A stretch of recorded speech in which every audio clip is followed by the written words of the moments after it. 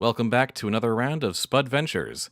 Today we are playing the third and final session of a custom Fate campaign set in modern times starring live-action superheroes. Joining me once more is Xencarn, Yep. AvisEcho, Hello. Winged Cat, Hi there! and GreatDinn. The late one!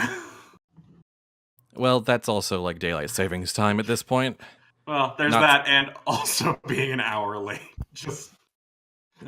Not to date, the session or anything. Mm-hmm. At the last intermission, we had just watched the end of Act 2 of our movie, wherein they caught up to the Chariot of Helios that Gawain had shot out of the sky, only to find that its cargo of magical Greek artifacts and their nearby erstwhile ally Sir Mordred were nowhere to be found, and the sky was turning dark and stormy on the eve of the Olympiad. Does anyone else have any notes or highlights they'd like to add? Gawain Night back riding hammer. robot cat. It was great. That was a bunch all at once. Maybe one at a time? Mm-hmm. One more time. Night riding robot cat. We all Boom. said the same Done. thing. Okay, so... No, I just said things about to get hairy. And the backup writing a giant card. Yes. All right. I just want you to know that, the relevant Aladdin song did pop into my head, but I didn't say it. I believe we did just start saying it last time, and then Arachne responded with, "Do you want to know what spiders do to prey?" I have no regrets about threatening that. Neither do I. So let's just jump right back into it. The last shot of the last act was, kind of the camera panning up to dark clouds gathering over the highest peak of Mount Olympus, which is, for trivia's sake, Myticus, or however you say that. Myticus. And then cut to your black FBI van, Agent Cook driving, you just slamming through the gates to the Mount Olympus National Park and just driving through. And you're driving along through on this kind of path that starts out paved and then starts to turn, more towards like a dirt path. And Cook is just looking around through the rain, highlighted in her headlights, and is just like, all right, if I were a cult of Zeus worshipping zealots, where would we be doing this? Where would we be trying to revive our god? The sun.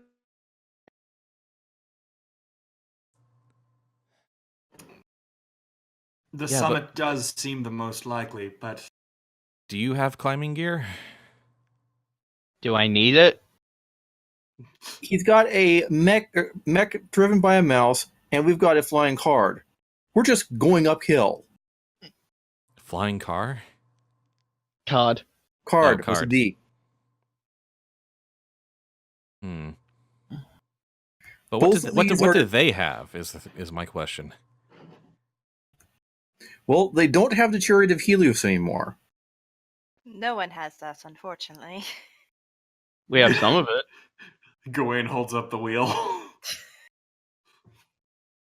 Just unicycle it up the thing. It'll be great. So, Spud, something I want to double check real fast. When we caught up to the Chariot of Helios, or rather the wreckage of the Chariot of Helios, we saw a box that contained a helmet, a box that contained some sort of zigzagging object, and what was the last one? There were several more. There was a tiny box looked to be containing some kind of footwear. There was a long box for some kind of long stick-like object, and there was another object that looked to contain something soft. Okay. Right. I believe that Gawain is going to sort of look and go, perhaps they took the sandals of Hermes or whatever they might call them and utilized those to climb the mountain.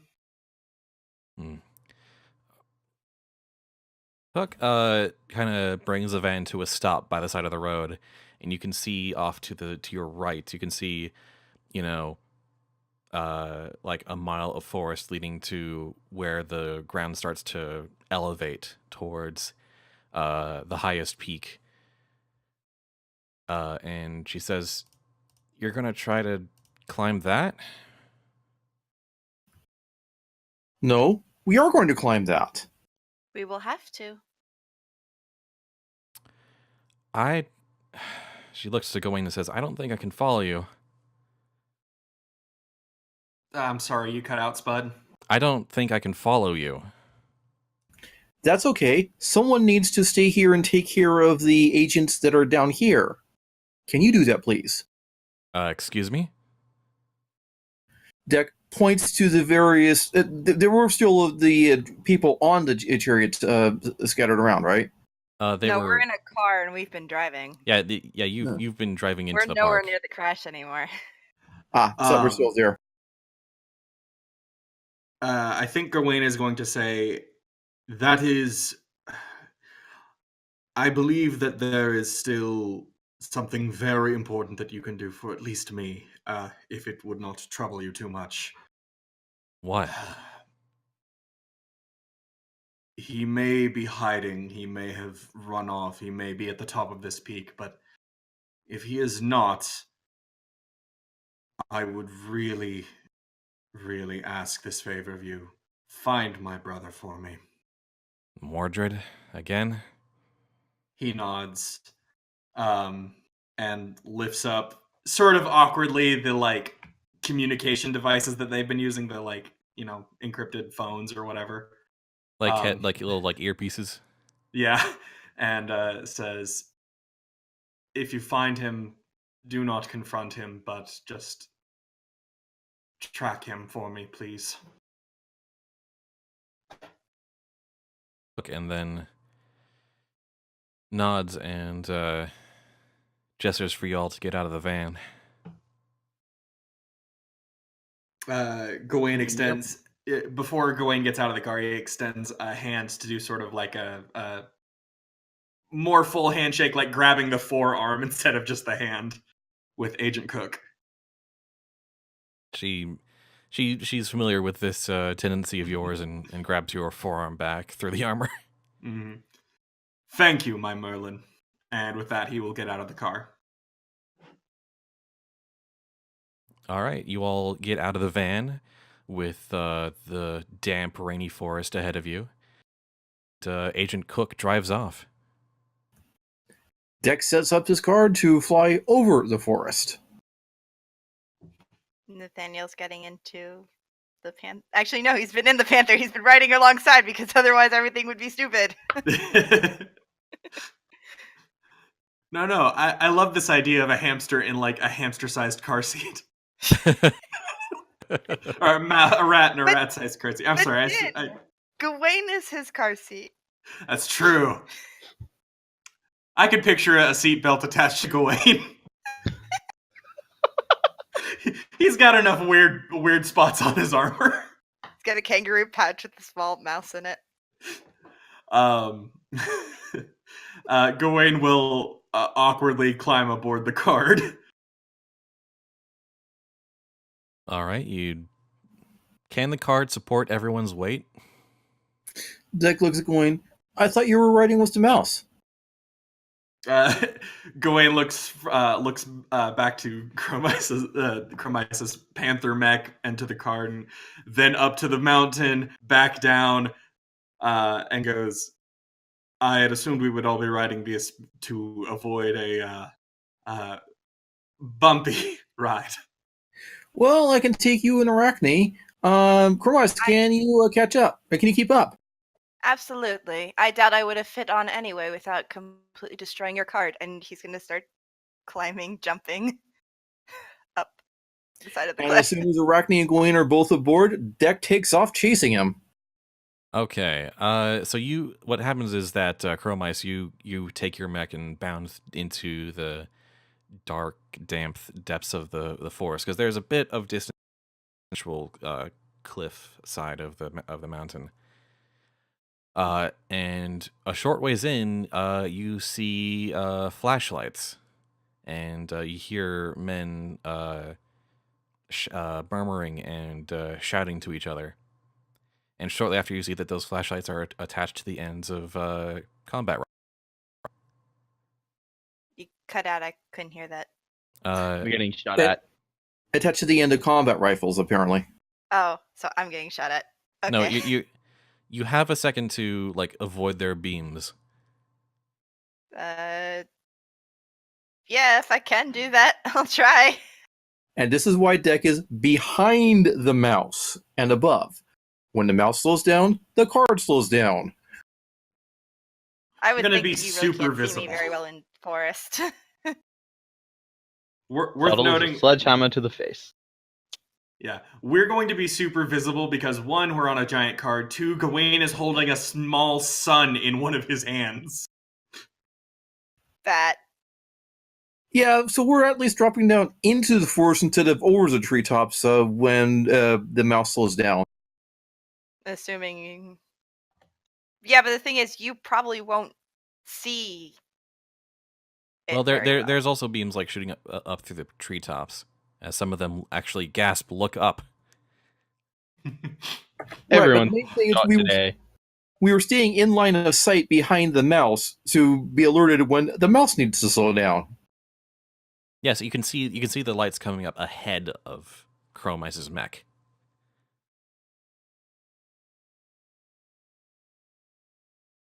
So roll to dodge, I guess. If I have to slow my pace in order to avoid them, I will. But I'm still going forward. What is your choice of action, and what would you like to roll?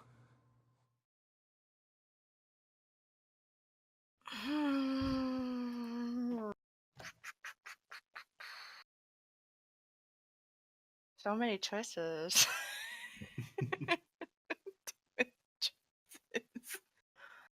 It seems like there's a bunch of men with guns sort of spread out through the breadth of forest between you and the hill.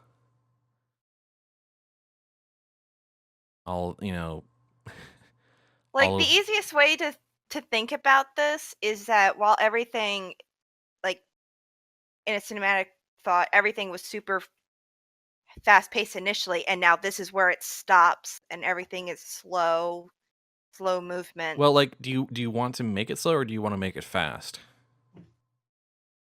If you want to make it fast, you don't have to slow down.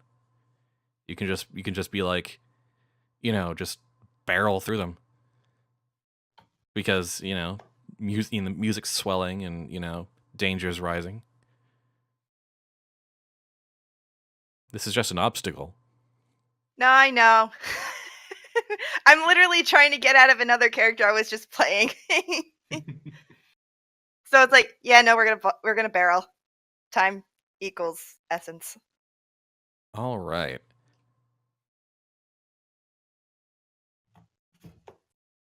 In that case,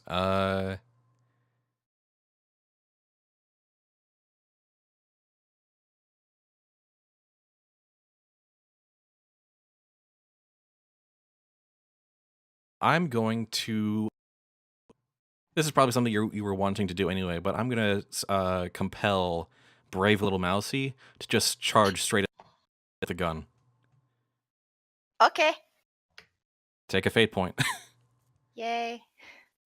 You leap. Actually, there's this scene. There's this little moment where they hear like your mech, thumping through the mud, and then you stop as the flashlights start like turning and trying to find the source of the sound. One of them approaches some of the brush, and then you pounce out of it and onto him. Yes. and the other guards nearby shout and start firing towards you, bullets bouncing off of your metal. Deck, what do you do? Staying back, letting the bullets bounce off the mech, and trying to fly around them to a point where Gawain can and Arachne can jump down onto the guards. While also gesturing to them and then to the guards, hoping that they pick up. And then realizing that, wait, I have Gawain on board. Gawain is slow, but he's not an idiot.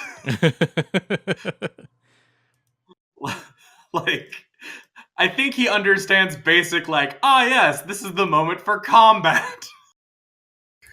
But does he understand this is a moment for ambush? Yes, Gawain is familiar with the ambush.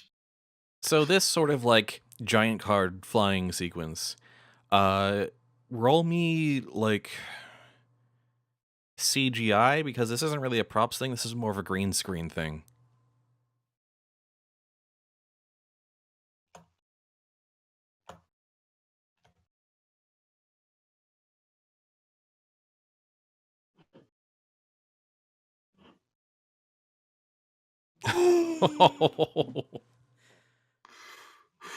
Ooh, there's too Yeah, much. Ouch! The lighting is really conflicting here. Yeah, it's between like the effects of like the rain and flashes, rolling thunder. And Let's see. Gawain's sunlight shield. This is like this shot is actually like, you'd think it wouldn't be like super challenging, but it's actually like somehow become this gnarled mess and become like the most complicated effect in the movie so far. So I'm gonna say either take Funding stress? 2 points of funding stress or take a 2-point consequence. Funding stress it is. Okay. Somehow by throwing more money at it, you managed to make it look passable enough that the audience won't notice. Sunk cost fallacy. So, alright, so Arachne. The ground blows in chaos, and deck is swooping low enough for you to drop on whoever you want and wreak your own kind of havoc. Oh, good. You already knew my plan without me having to tell you. Exactly. Makes life easier. So I actually don't remember if Arachne's transformed at this point. I don't think she is. I'll let you retcon if you want, if you transformed before getting on the She wouldn't have. Because she doesn't actually spend all that much time transformed, and she doesn't have to, so she wouldn't have. Yeah, so she's just going to leap, transform on the way down, and just land on a guy. Awesome. Roll me your own CGI for that. Sweet. Scrolling up. Gonna use my superb skill and get -3. Well, the lowest you can get is 1. 5. You do a superb job. Woo! It's the kind of shot is like interspersed with like branches full of leaves rushing past you. As like one branch passes you, you're like 25% transformed, then 50, then 100, and then you slam into this big old splash of water and mud as your big old Drider form just squishes a guy. And there is significant more screaming. Yes. Because these guys aren't great at communication. And so they are, despite worshipping the Greek gods, they're like, what? A mech? What? A Drider? Look, I am set up for a very specific kind of crazy. We were expecting Minotaurs and Gorgons and that sort of thing. This is your Minotaur. All right, Gawain. Okay. Let's see. Man, part of me wants to try and do something very dumb, but also potentially badass. Can Gawain, like, cut a tree down the middle and like split up this group as he like jumps off this card. Is your sword that powerful? With the sun, I think it might be. Ooh, that is a good point, actually. I'm gonna say you wouldn't be able to slice a tree like straight down the middle because that's more of an anime thing. Mm-hmm. But you could absolutely like sideswipe a whole tree and like make it slide down just like timber straight between two groups of guards. I think that might be the best option.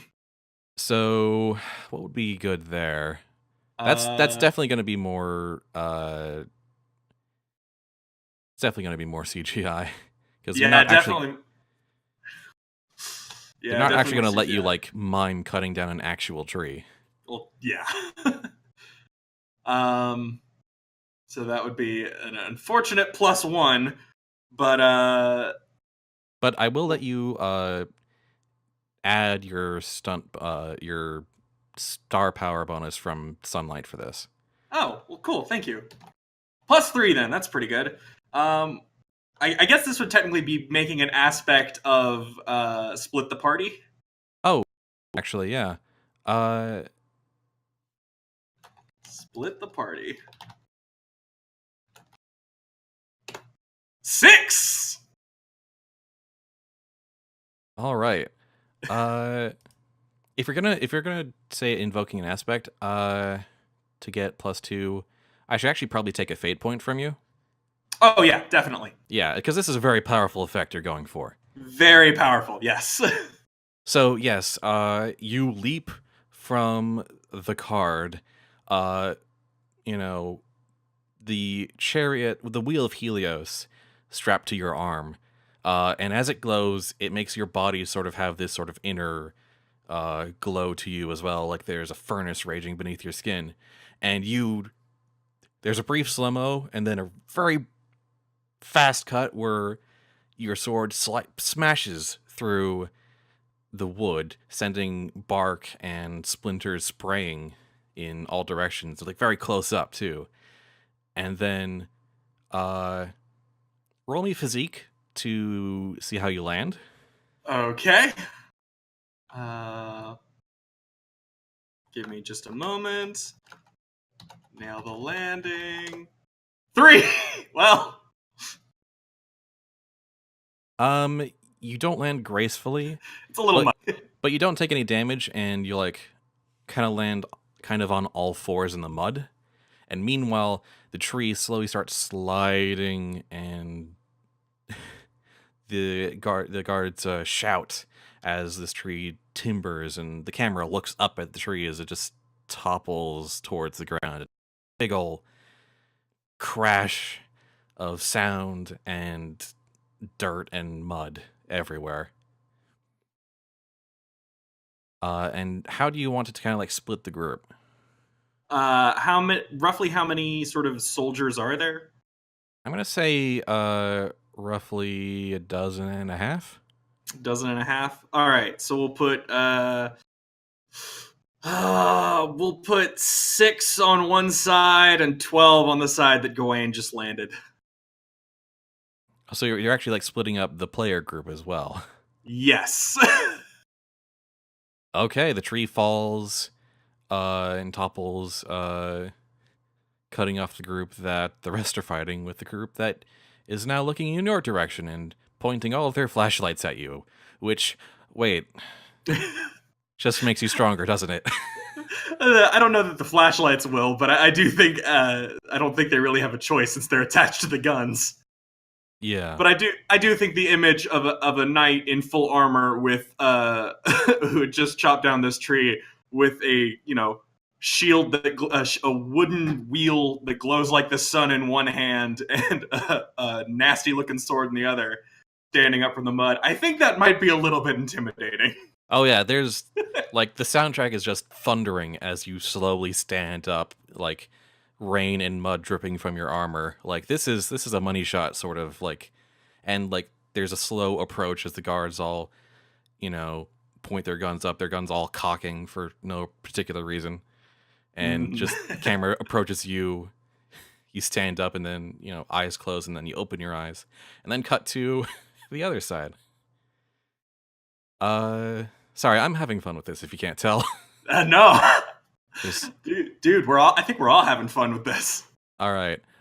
So I do have to take an action for the guards. So, they do get some shots off, and in the interest of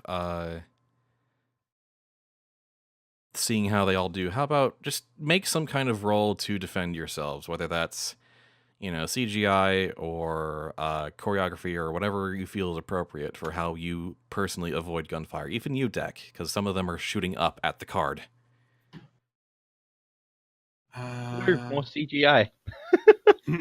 All the CGI. Props have weep between the bullets. I think Gawain's just gonna have to try and physique and take this. I think, you know, he's still a little shook up from that landing, even though he may not look it. Okay, 5. All the 5s, apparently. Yeah. Yeesh. Except Deck. Oof. Well, No, wait. I rolled a 5. Oh. That second line was just a comment. Oh. Okay. That wasn't actually a roll. Okay. Yes. Okay, so the only one we don't have a roll for is Chromice. I thought that was just for you guys on the card. No, it's everyone. Deck's the only one on the card now. The other 2 got off. Brr. Oh shoot, what was that? That is not a 4. Sorry.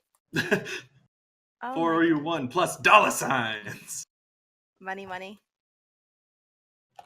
Are you making a funding roll? No, I wish I was making a funding roll. You all actually do just extremely well, I'm just gonna say.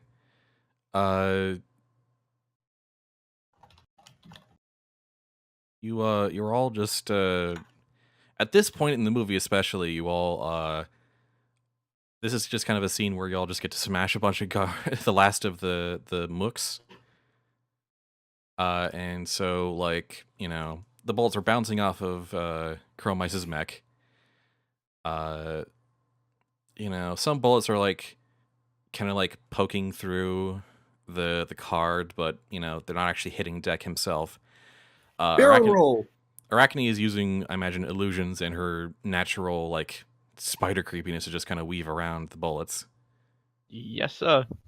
And Gawain is just bum rushing the first guy he sees. Yeah, pretty much. Also, I imagine, I guess, with like, I wonder if like there's some like, light getting in the way of the guard's eyes at night. Probably. Like, they have to squint really hard and they can't actually see where your body is. Mm-hmm. Because you're just shining so darn brightly at this point. Yep. Yeah, so none of you take any actual damage beyond, you know, on that round of attacks. So, Chromice, what do you do? So there's still these guards. Yeah, there's still about 6 guards on your side of the fallen tree. Well, okay, like 4 more after like the 2 you took out. I want to try doing, because the mech is heavy to anyone if it lands on them. Yes. So I want to do this thing where he like jumps at one to knock him to the ground and then just goes to each one, because time, essence, wasting time. By all means. In that case, roll me choreography. Actually, you know, I'll roll choreography for how the guards sort of handle this CGI creature slamming through them.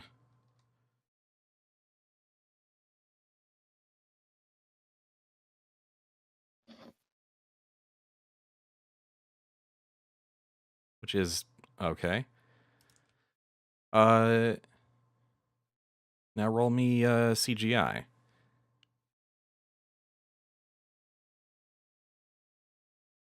Oh, well. All right. You do beyond superb.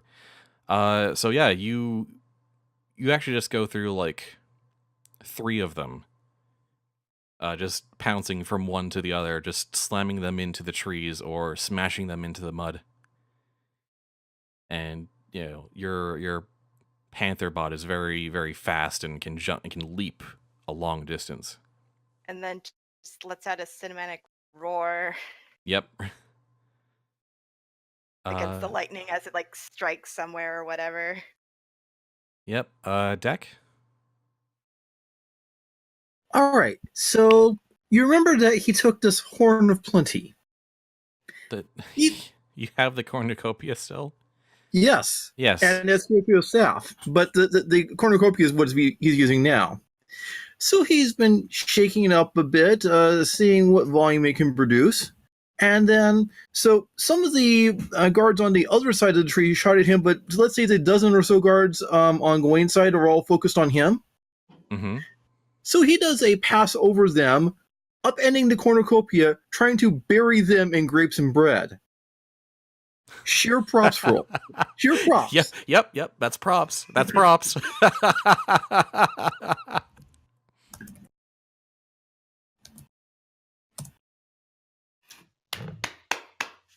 6 plus 6. All right.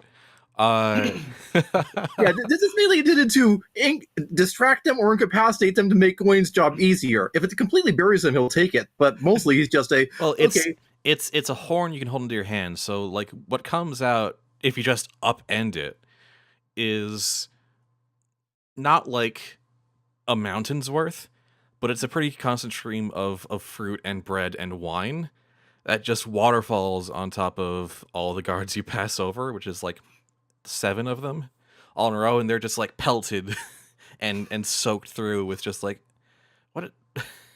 if it distracts them, he'll take it. It does. And it makes the audience laugh as there's this shot before of you going like as you hold out the cornucopia. The other artifact you said you had? The staff of Aesculapius, which he's assuming is going to be useful for healing. And possibly useful the next fight. Additionally, I think I imagine that Gawain left Durandana up on the card, the Spear of Hector. Ah, he did. Okay. Deck may make use of that next time. All right. I assume that's what it was. I've been saying it this whole time, but I don't actually know if that's what you made it to be. I think the weapon that was at the Alexandrion was Poseidon's trident. Well, the I'm talking about the spear I took from the Achilles guy. Oh, that would just been the spear of Achilles, yeah. Ah, okay. I was about to say, Poseidon's trident, yeah, Deck would be using that. But if it's the spear of Achilles, then maybe. Yeah. Like I said, thought it was Durandana, the unbreakable spear, to go with Achilles, unbreakable armor. Yeah, sorry, that's better than the idea I had, honestly. So yeah, we can make it that. Well, I mean, that, like I said, that's just what I thought. There's also like it could also have been the thing of there's myths that it did get broken eventually and turned to Durandal, the unbreakable sword, which got used in like German myths. So like you can do whatever, dude. I'm just letting you know what my thought process was. Like, I mean, it sounds like your research is a bit more thorough than mine was. So I play a lot of dumb anime games that involve history. That's literally the only reason. Fair enough. Anyway, so the cornucopia just happened. So Arachne, there's 1 guard left on your side of the battlefield. Awesome. So I still have Aegis. I suppose you do, yes. So I'm going to use combinations. So if I can, I want to make some webbing, attach it to the shield, and then just peg it at the guy. Try and nail him in the head with it. Yes. Goodness. CGI? I almost want to say that's like a fan service role. I don't know. I mean, I'll do a fan service roll. It's only a +4. That's a +4. I'll take it. Yeah, why not? That just... There's something pleasing about Arachne using Athena's Aegis to just... Like, donkey guy, yeah. Yeah. 4? It's not bad. What do you say after you hit him and retrieve the shield? Oh, God. Din, you're better at one-liners than I am. Help. The Vengeance is a fan service bitch. here is going to require a one-liner from you. Ooh. Vengeance is a bitch. Mm. I can't think of any good spider puns. This is awful. I mean, Blank completely. are you trying to get it back in your hand? Yeah, are you trying to throw it and get it back? Okay. I mean, the easiest pun to make would be, and that's how you put a spin on things. It's not a great pun. We are now in script workshopping mode. Yes. Fuck, I really like that though. I mean, to sort of go with that. Let's. I've got it. I'd love to. I've got it. Mm-hmm. And that is how you use practical art. Nice. Love it. Yeah. All right. Yeah. I So really you are do like spin on things though. That was fantastic. Thank you.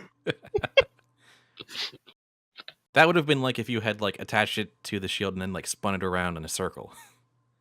That was my second. That was my second idea. The first one hadn't worked out.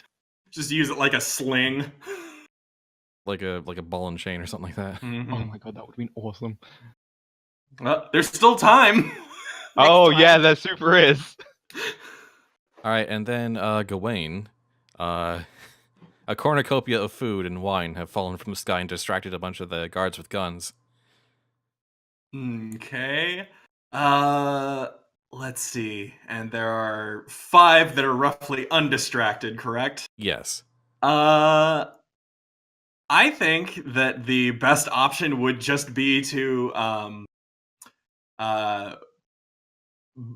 use the shield as sort of a force to just like ram into a series of people and just knock them all down in this mud. Just shield charge through them. Shield charge through as many as possible because again, PG-13 can't be lethal. What's lethal? So that doesn't really require a bunch of choreography, so I'm going to just say roll physique.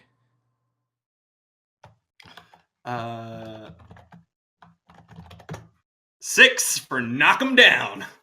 You you charge through like with this wooden glowing sun wheel. Just slam through like a freaking train and knock 6 guys into the mud. All right. Like because they were kind of in the line that that deck had splashed through. Mm-hmm. And did any of them lose their guns as a result of that? Some of them dropped their guns. Sweet. Both from Dex thing shenanigans and from your shield charge. Sweet. That makes it slightly less likely that I'll die.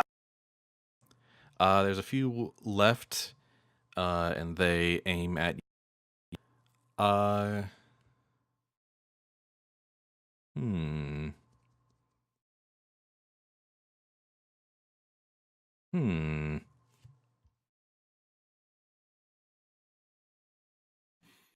Need to check something here.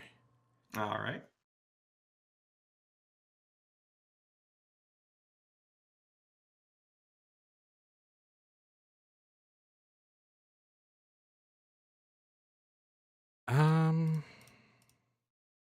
Nah, it doesn't really apply there.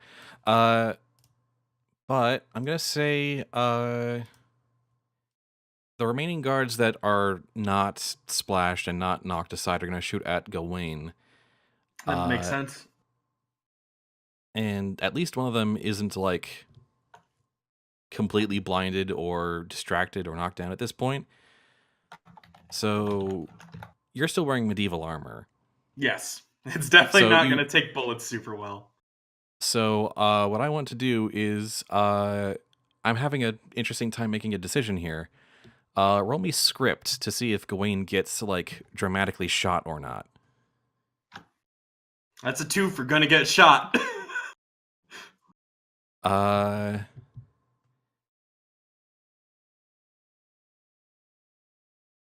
Take a either 2 points of physical stress or a level 2 consequence. I feel like this is the time to do a consequence. I could Yes. just take the stress, but I like the idea of a consequence here. I'll use my extra. Yeah, Deck is going to be reacting to this, so don't worry about it. Let's see. Want to say like just below the ribs? Yeah, I'd say so. Just like kind of to the side and below the ribs. Yeah, just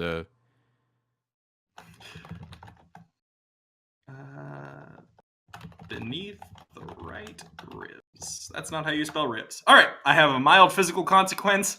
Gawain is going to clutch that with like the hand holding the shield, and then he is going to turn to the guy who shot him. who has spent a lot of ammunition at this point and now has to reload. All right. And is very distressed to see you not down yet. I do believe this man's about to have a real bad day. So Mice, I believe it's your turn in the round. And there's still. I took out. There were 6. I took out 3. So there's the 3 the ones on your side are all down. Oh. There's now like barely a half dozen left on the side that Gawain's on. And what was separating us again? Sorry, my brain. A fallen tree that Gawain chopped down. Take a few steps back, running leap to jump over it, and jump at the final guy. Like something that would like go over Gawain. Yeah. There is admittedly something really awesome about like Gawain. Gawain just got shot, staring the guy down. The guy's like busily trying to reload, and then just like camera up. There's a panther on the tree. Almost shot of the panther jumping over Gawain's head and pouncing on. Yep. Just as like the guard finally manages to, insert another clip or magazine. Yep.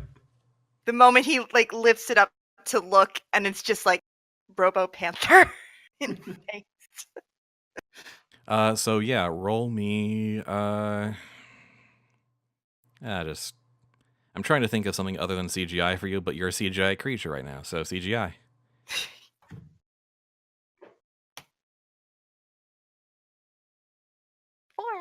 4. You do great. You pounce on that guy. Great. But yeah, just like at the most dramatic possible moment, you just splash onto him. And anyone else who is still like technically still standing, either surrenders or runs. So I'm gonna say we're out of combat. Woo! But Gawain is wounded. Yes. Not for long. Deck sighs as he comes down. Just seriously, these guys brought guns. He breaks out the staff to a knife fight and touches Gawain on his wound, hoping that'll heal it. Ooh.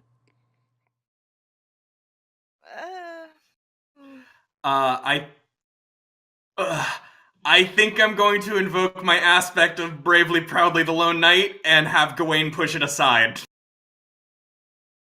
Actually, I think this is more my high concept aspect, the Holy Relic of the Bygone Era. I think this is Gawain sort of saying no to this Greek stuff. All right. That read? That read, like, this is all very pagan to you, and you don't really trust it as far as you can throw it. Yeah. I'll make use of what is not immediately, like, awful, but I do not trust this stuff to, like, fix me up. I think Gawain is going to look at Deck and go, I will be alright, just let's focus on this quest.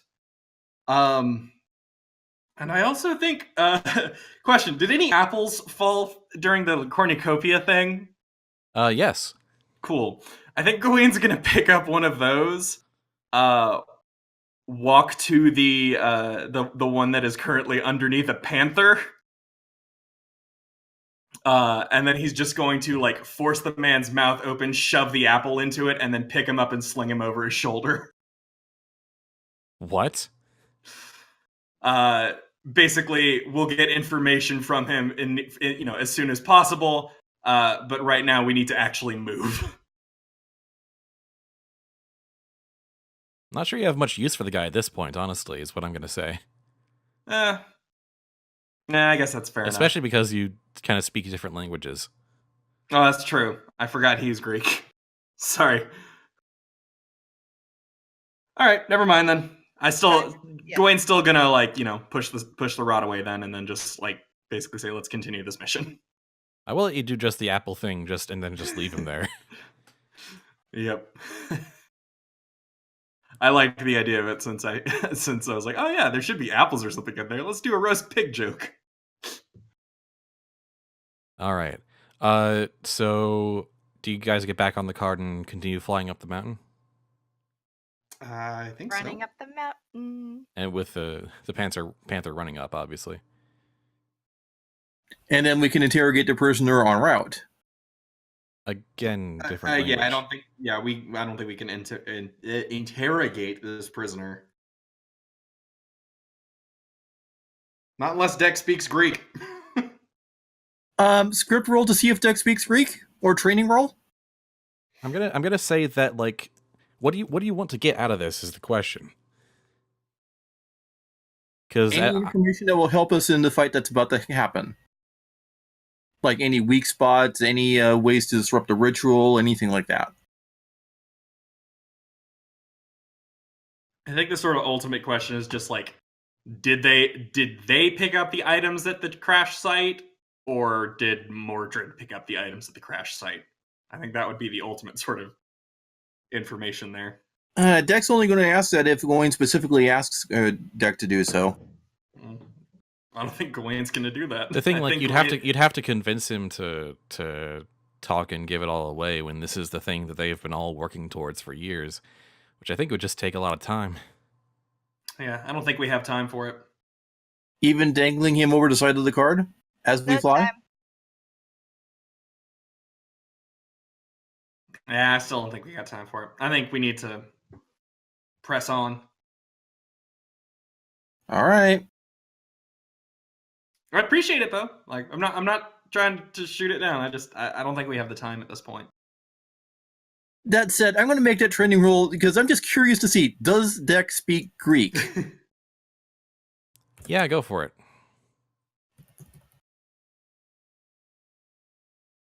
That's a 2, so he's not super fluent, but... Yeah, you have a fair understanding of the Greek language, and you actually picked up over the course of the fight, and when they were wandering around the forest, you picked up something about something like traitor or usurper or something like that. They were looking for somebody who had just gone through. Appears we have a third party in this conflict. Someone else had gone through and harassed them before we got there. Is that so? Yeah, I overheard bits of that. You want me to ask him for a description? No, I believe we will simply find out when we are. All right. So you all start climbing the mountain? Creo que sí. Up we go. Well, I was going to turn around and head back, but I guess we could. Fair enough.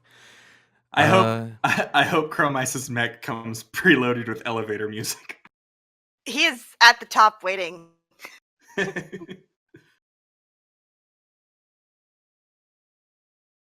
Yeah, honestly, Chromice's mech can probably outpace Deck's card, especially on sheer vertical surfaces.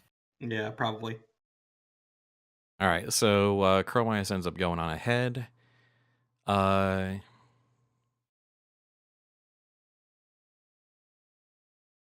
Let's see. Roll me location.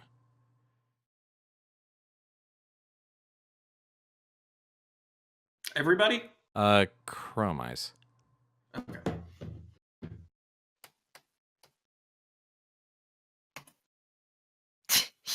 Woof. Oof. It's a bit of a climb up to the summit, which is, I forget the exact numbers. Like what? Like 5,800 feet or something. I'm just gonna look this up actually. If only we had Google. What is Google? I know I must have written this down at some point, but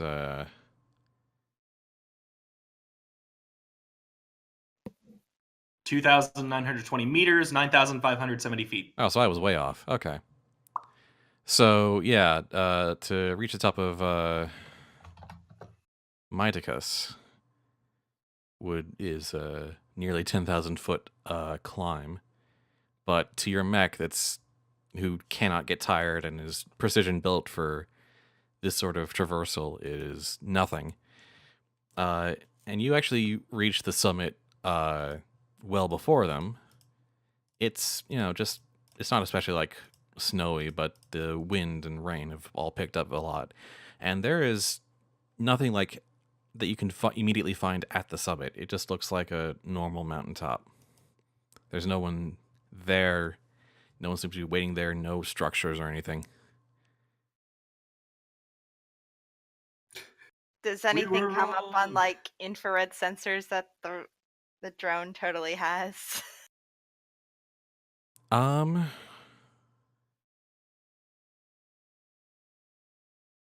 Make me a script roll.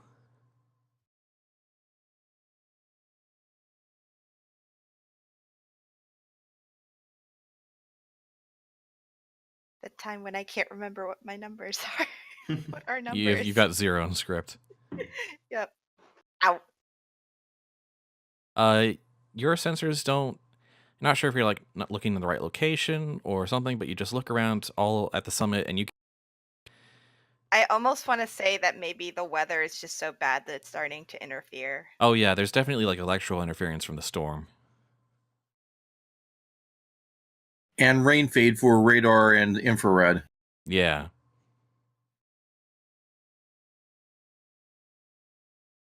So eventually, in the wind and cold and rain, like everyone on the card is freezing by the time they get up to near the summit. Script roll to improvise some some card ponchos for the trip. Ah, yes, that will keep us warm. Wet paper. Well, keep the water off of us. Make the a one wardrobe in metal roll. plate that's probably rusting. Make a wardrobe roll.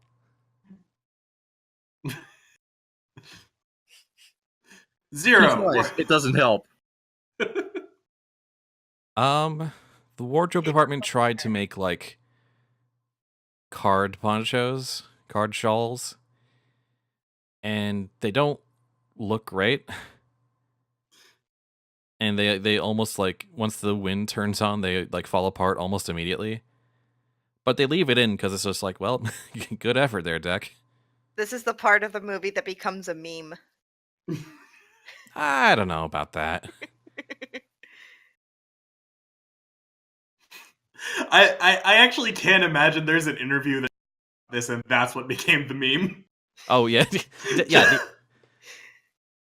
Just like I just throw out this idea and just like, We tried, and then it failed, but we left it in. I imagine it's Dex actor says like, I had this idea, maybe help with the rain scene, and then it cuts to like some poor person from the costuming department just going, we tried so very hard. In the documentary. Yeah. Behind the scenes, yes. And once we turned the fans on, it was just like, well, there they go. There's some like some person just wandering the Greek countryside going, what the hell is this card doing here? No, he'll collect the cards back, but just they're not in a useful shoal shape. But by the time you get up to the summit, it's a set now. I meant from the filming. Yeah.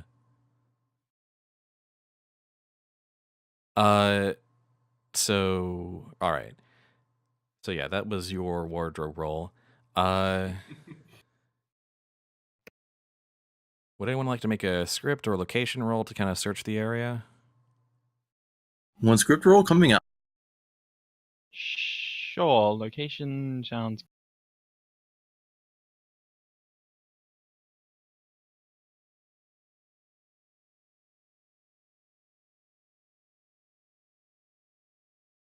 As before. All right. So Also a 4. Oh, excellent. So, Deck and Arachne, as you are sort of scanning the summit, the two of you spot a little ways down from the summit, you spot a sort of walking path that's been carved along the cliff face, leading sort of into the mountain itself. Up to the summit or into a cave?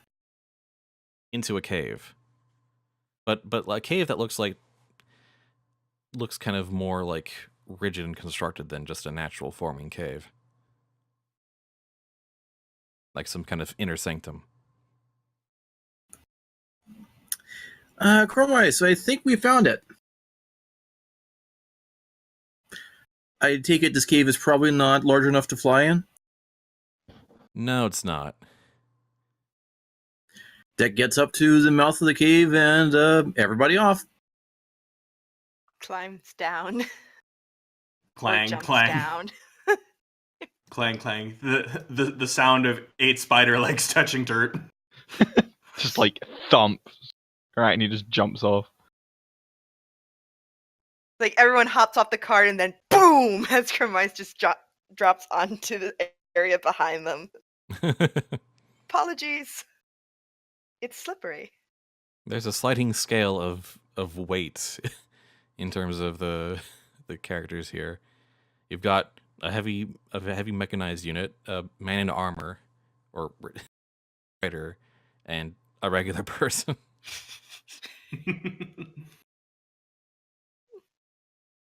It's fine. Anyway, It'll be so very you all head inside, I imagine. Mm-hmm. I guess so. And the sounds of the howling storm outside kind of whistles through the narrow passageway as you walk through. And what you end up finding is a kind of large sort of atrium that's kind of like polished marble, actually, with kind of the round dome-shaped room with murals lovingly painted, depicting all sorts of scenes from, Greek romantic mythology. The whole pantheon there. And in the center of the room is a circular pit with a smoldering fire and kind of tables and tools off to one side. And Arachne, you think this might be Hephaestus' fort? Hephaestus' workshop? Yeah, Hephaestus. Hephaestus.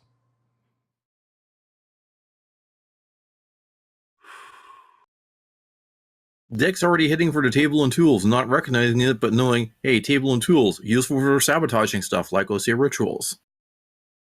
And there's a man standing at the table with wearing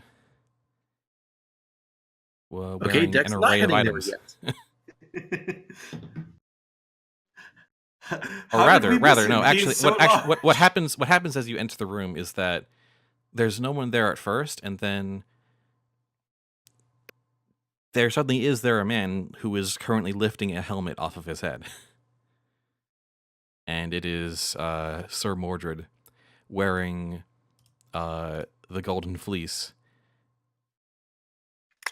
Deck was heading there, and then when the man appears, Deck 90 degrees goes to the wall, pastes himself there, trying to hide. There's not really anywhere to hide. Or It's at a least bit- stay out of arc of vision. He's looking at the door when you walk in. There's no hiding from this. I think Gawain's going to walk forward, and he's still, hands still sort of like holding on to, like, applying pressure to his shot, to his gut shot, and sword just sort of hanging in the other hand, and he's going to stare at Mordred and say, "Brother, what are you doing here?" Mordred looks to Gawain and says, "Oh, good, you brought the wheel of the chariot. That should make this even better." I think Gawain's going to tighten his grip on his sword and say, "Mordred, what are you doing here?" He's betraying you. That's what he's doing. Nothing that simple. I just had an interesting thought. Oh, please do explain. Because I believe your dear brother is now making horrid assumptions. Yes, we wouldn't want that, would we? We all know at this point that the Order of Olympus, a bunch of children playing with guns at this point, they wanted to bring back Zeus and have themselves a godly father figure to fix their lives, that sort of thing. But they wanted to channel all of these artifacts to revive the idea of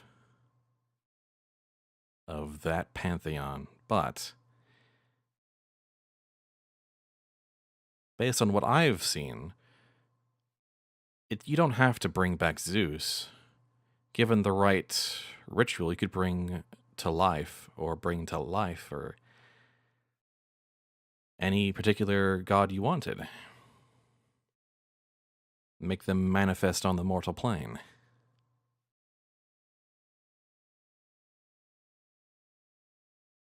Do you happen to have one in mind, I take it?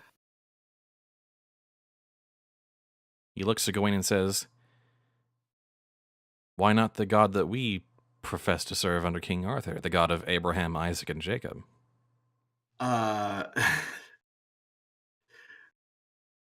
I think at this point, Gawain is going to hand off the wound, basically stomping towards Mordred and grab him by the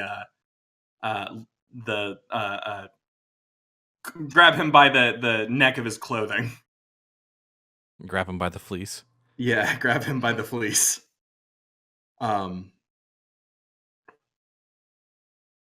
And he is going to simply say, "I believe you should already know I believe you should already know why that would be most unwise."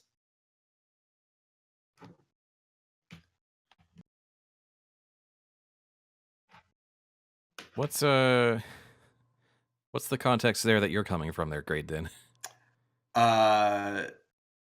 If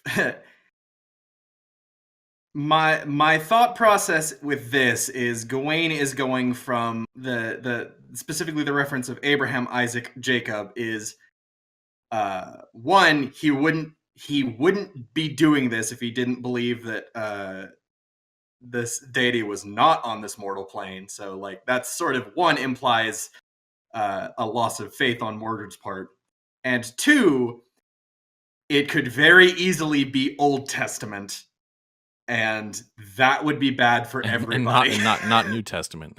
And not New Testament. It's sort of Gawain is sort of taking it as a bad idea on multiple angles, and from a metatextual side of things, I don't know that this movie wants to delve quite in that direction. I feel like that would probably end up being a real turnoff for a lot of people. Right. Actually, Deck's actor suggests he underscores this by Deck leaning back and whispering to Arachne, "Yeah, I can think of several contexts," and just leaving undefined, but just stating flat out, there are many reasons why, and you don't want to know. Arachne's gonna step forward at this point, and just be like, as one of the few beings here who have interacted with the gods on a more personal level, I can tell you now, what you're planning is not what you want for the world. Not what you want for yourself. You bring a god back, any god back, and it's not going to go well for anybody. Mordred kind of grips onto Gawain's shoulders and looks into his eyes, slightly manic, and says, "With the authority of God, we could reestablish the Knights of the Round. We could lead this world again, like we did in our time." Your time has passed, unfortunately, and you can't rewrite it.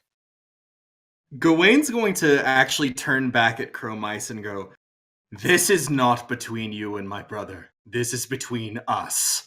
And he's going to turn back to Mordred and go, "Are you so much of a coward that you cannot stand to go back to our time?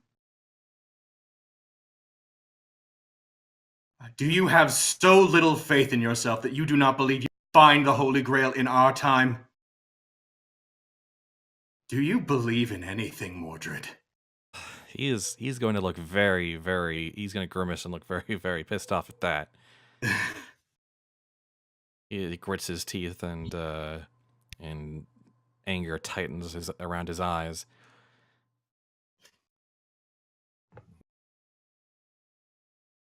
He opens his mouth to speak and fails a couple of times.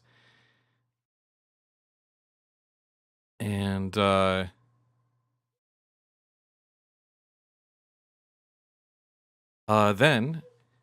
he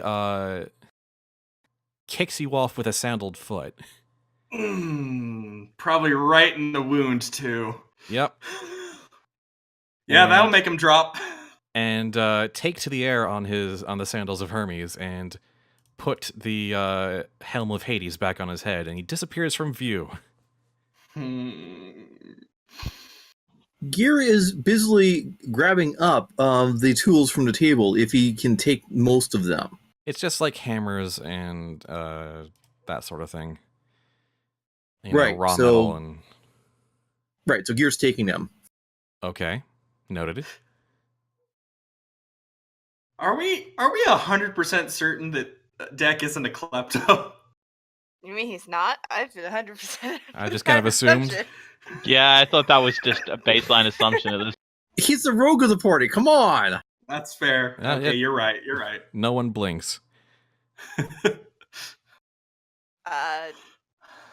The mech is trying to locate said invisible Mordred.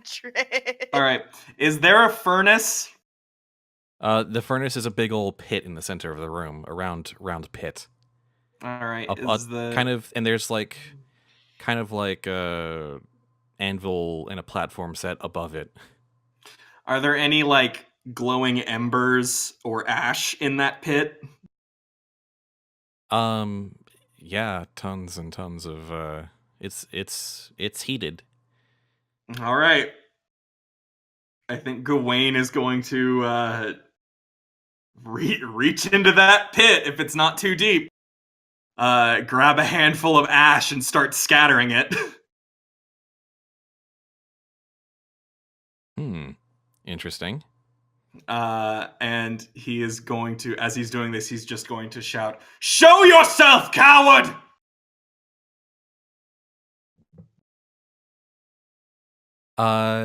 Chromice, there is an alert on your mech's HUD about sudden electrical activity as a bolt of lightning appears at a side of the room kind of far away from the rest of you, and a bolt shoots towards Gawain. Tackles Gawain. Sorry. Or at least pushes. The mech can take lightning. Question mark. One of you roll stunt work. I think my stunt work would probably, just based on the fact that still in mech, I think my stunt work might be the more. I have no modifier for stunt work. Yeah, Can I so roll CGI and stunt work, respectively. Look believable. Whoops, that's not how you spell believable.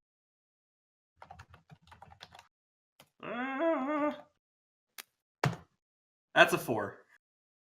That's a 3. You do a good and great job of coordinating the whole tackle thing, and the bolt flies across to the opposite wall and bursts into electricity, leaving a mark on the mural on the opposite side. The room shakes and dust sort of unsettles from the ceiling.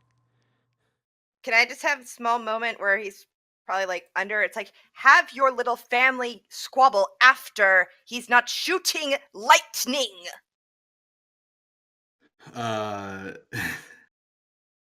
I think Gawain is going to take a deep breath here, and I believe invoke aspect learning, but slowly. I think this is, this is at least the second or third time this has happened, and I think this is the point where Gawain might start to be giving up on redeeming Mordred. And I think he will sigh and go, "Very well. There's a time for talk, and it is not now. Do it later." All right.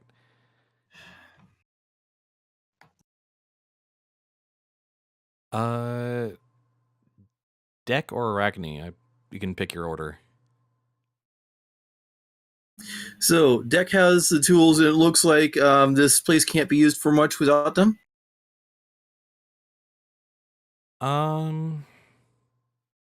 I mean, yeah, by definition, it's a forge. Right. So, with the tools in hand or strapped to belt or whatever, Deck heads back to the entrance and yells back, "Hey, Mordred! Good luck doing that ritual without these!" and runs for it.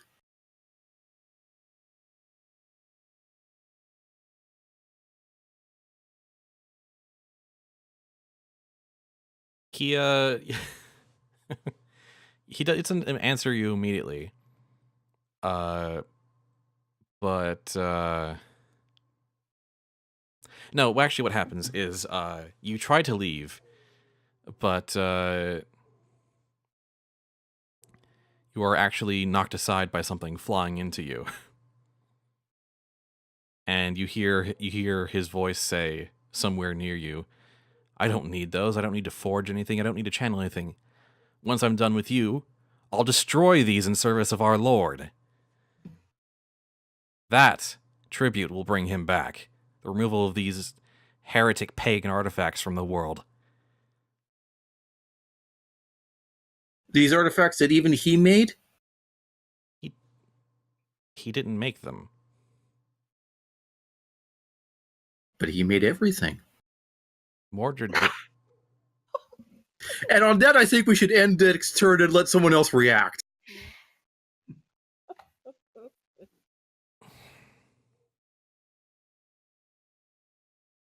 I don't even. Okay, just to clarify, Mordred just says, "What?" and that's Arachne's turn to do something. So Mordred is visible now, yeah? Mordred has been speaking, and you can kind of pinpoint his location that way. Okay. In that case, I'm going to play a support role, I guess, and I'm going to essentially try and web him down. Perfect. 'Cause Roll me figured that's gonna hurt. CGI because this is animating web sticking to an invisible figure. CGI it is 8. Oh goodness. Nice. I'm just gonna say it now, guys. I'm sorry I missed. No, the thing, like, that, like, absolutely confusion from Deck. Just being like, but God made those. Like, what? No. And then you just this big old glob of web sails across the room and slams into him, not only revealing his form, but like as he tries to wriggle out of it, you see you kind of bound up one of his arms.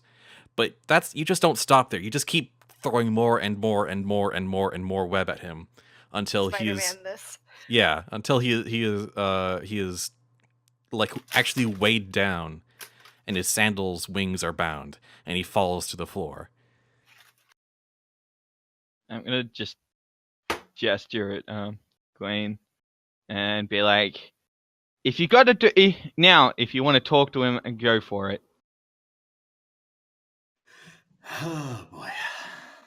Can we try and take at least like the lightning bolt away? Yes, you may. Just the image of the mech with the lightning bolt in its mouth, please. Yes, you may.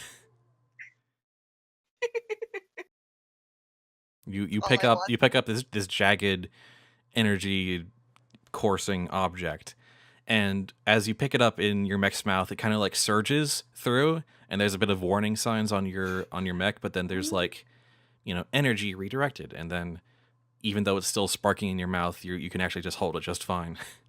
Ken has lightning bolt. Is that where that was going the whole time? Yes. Okay. And you let me do it. Yeah? Why not? You walked right into that trap, buddy. I make small jokes, but I Oh no, I accidentally allowed entertainment to happen.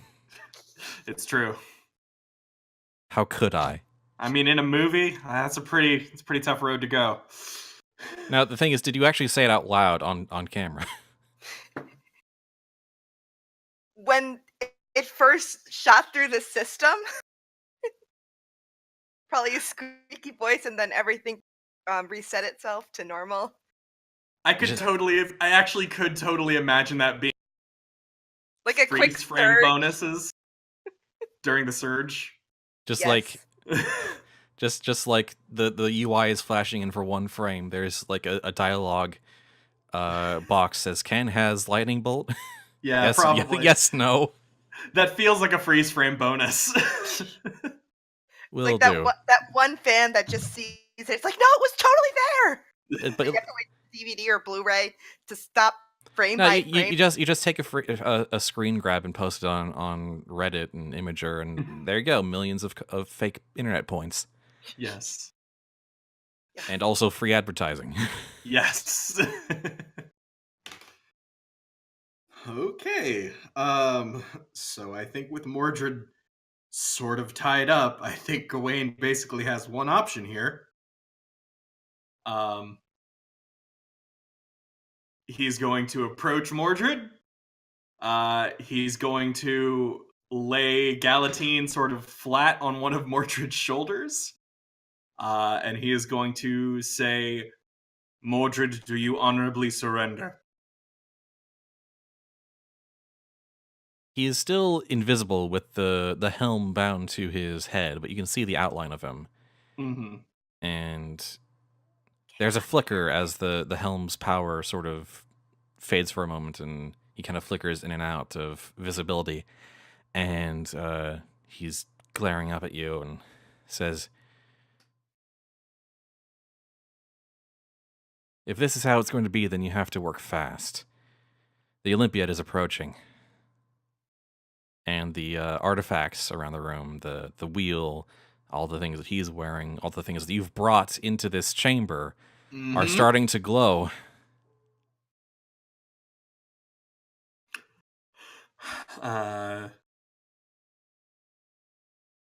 And I think I believe Gawain is going to, at that sort of comment, remove the sword and simply say, "What must we do, Mordred?" We can't, if we're not going to let Zeus be here, then let's destroy these artifacts and bring back Yahweh. I think with that, Gawain's going to headbutt Mordred and knock him unconscious. All right. Do I need to roll physique, I assume? No, you can just do that. All right, cool. And once Mordred is unconscious, Gawain is going to grab the helmet, toss it in the fire pit. He's gonna toss the shield, the chariot wheel into the fire pit. At which point, Deck holds out a hand. Stop! If Mordred's right, we need to not destroy them. We need to get them out of here. No ritual. Get everything out of here.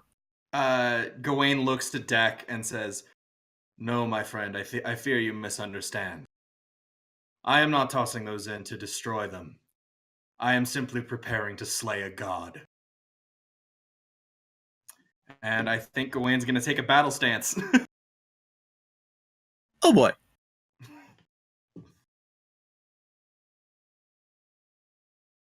The air outside rumbles. Deck's grabbing every artifact that he can and getting to the exit, getting them out as fast as he can. Not the stuff that's in the fire pit, but everything else that he can is allowed to. All right. Let you do that. Unless anyone else has any objections. I don't think there's going to be enough time, but I'm not going to have Gawain stop it. Like I said, everything Deck can get out. It's probably not going to be everything. Deck races out back onto the summit, below the summit platform, and there is now a layer of clouds between you and the ground. You and ground level.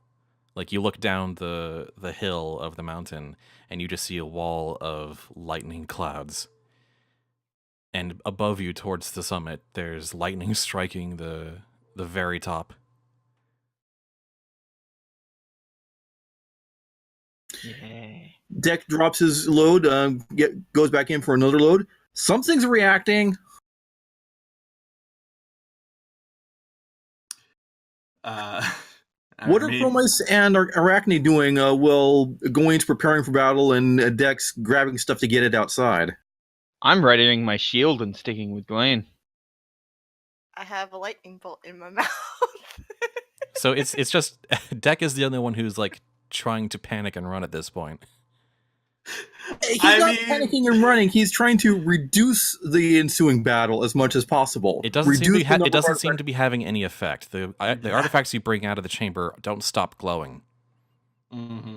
He tosses them over the cliff through the cloud wall. You sure about that? It gets them away from here. Does it? Or does it just put them right into the hands of Zeus? Yeah, we're literally just boned right now. They clatter down the side of the hill, and when they touch the sort of lightning cloud wall, there's a golden glow as they get absorbed into the clouds, and they travel up into the sky and then over above the summit. Right, okay, Dex stops tossing them over the side and just gets them out of the cave. Okay.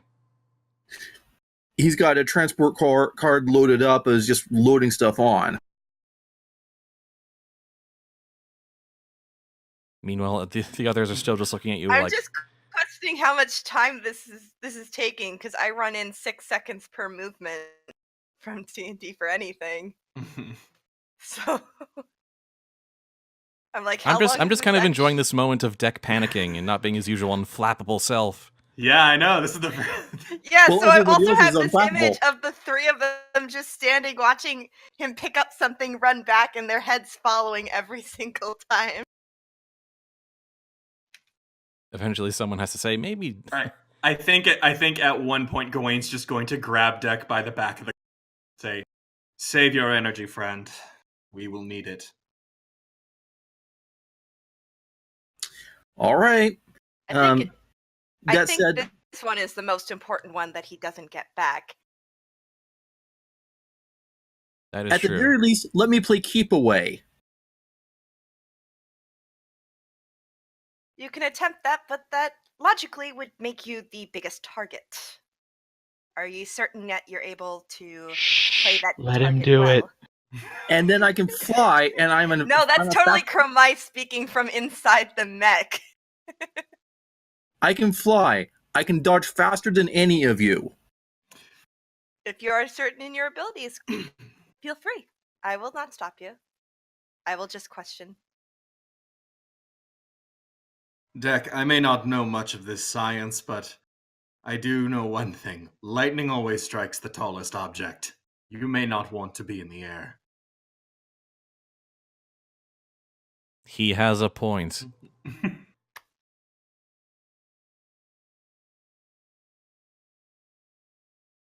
Airplanes in the So storm where are getting all? struck by What are lightning. the artifacts that Deck's able to pull out? Just general Greek weapons? The remaining artifacts from myth and legend. That some of which you brought with you, some of which that Mordred brought with him. Mm-hmm. You've destroyed some of them. You've donated some to Proto Zeus, and 3 of them are being held by your comrades. That was an amazing sentence. I'm sorry. Donated some to Proto-Zeus. So Deck smiles and says, "Yes, I know the lightning will follow me." All right. Spoiler: some of the artifacts are going to include a lightning shield, some sort of lightning shield. Are you sure? Have I mentioned one that works as a lightning shield? We were saying generic artifacts at this point. No, I'm not. No, specific artifacts. Specific artifacts. Yeah, we got the wheel of the Chariot of Helios. We got the helmet of Hades fleece. We have the Caduceus, Golden Fleece, Poseidon's Trident, Hermes' Winged Sandals, Zeus's Lightning Bolts, Aegis, the Shield of Athena. But it's always been specific legendary Greek artifacts.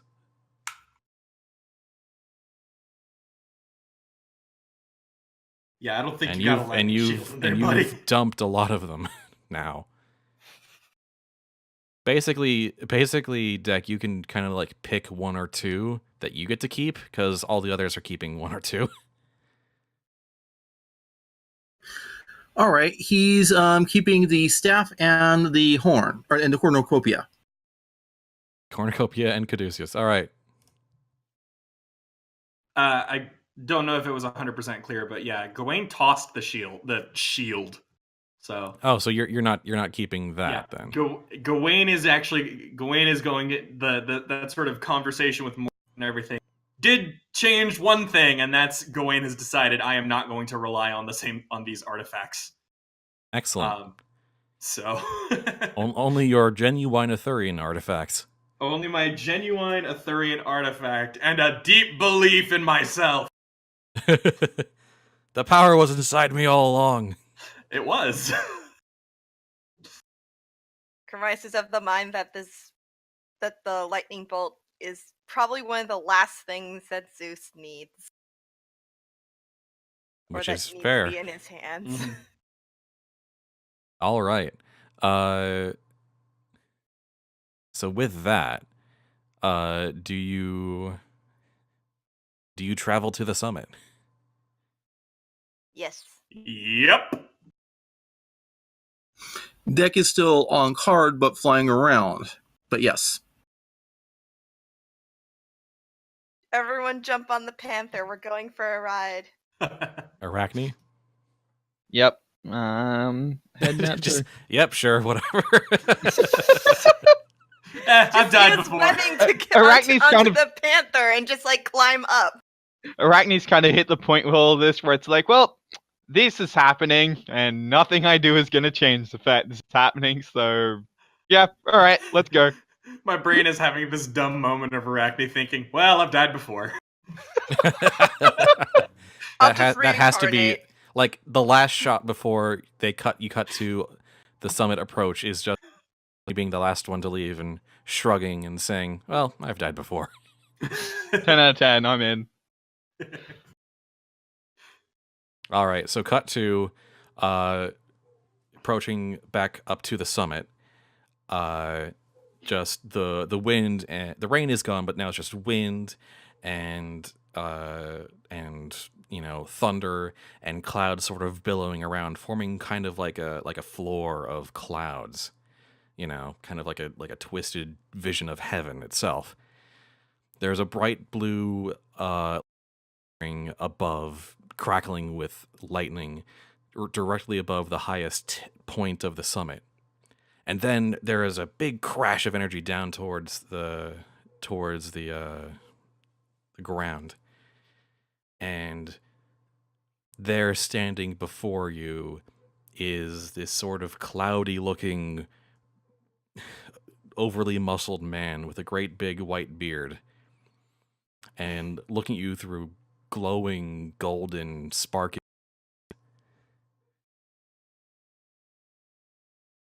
You cut out again, Spud. Sorry, okay. So, one more time.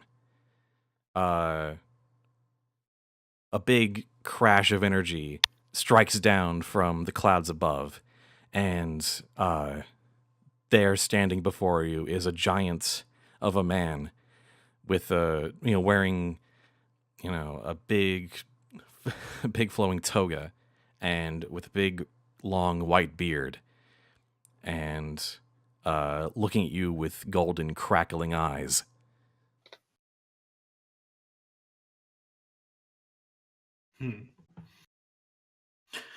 Okay. I'm sorry. The first image that comes into my head when I hear all of that is the Disney Zeus. He's kind of like... And then I go to God of War Zeus, which is probably more appropriate. He's kind of like a mix of like Disney Zeus, God of War Zeus, and like in God of War, those moments when Athena would appear, the spirit of Athena would appear like kind of ghostly and silvery. Yeah. Kind of a mix of all of that. Yes. I think of Smite because I've been looking at a lot of their art recently. Might. Dang, that's good art. It's good art. It's good art for Zeus. But yeah, I think Gawain is simply going to, take a look at that, have a moment of like, this is gonna suck. Deep breath. Both hands on sword. All right. Does anyone else prepare themselves in a especially epic and dramatic way? Large cat fighting pose with a loud roar. Just kind of back arched. Yeah. Take 2 steps back, shield raised, ready. Andek is warily looking on from his flying perch, obviously preparing something. The Proto-Zeus looks up at you as well, Dek. Right, he's currently flying behind his companions. So Zeus is looking in one direction, catch everybody. Mm-hmm. Zeus looks rather intently at the lightning bolt in the mech's maw.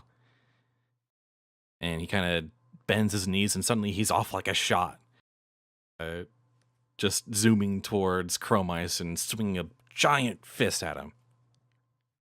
There is an intent to dodge and get out of the way, because cats are fast. Absolutely. Can Gawain also get in the way and assist by blocking that fist with the sword? Yeah, certainly. Do both. Well, I think only one of those things should happen at once, so let's go with Gawain's reaction. Okay. What do you think that would be, Spud? Goodness. Choreography? Yeah. 4 for catch the fist. All right.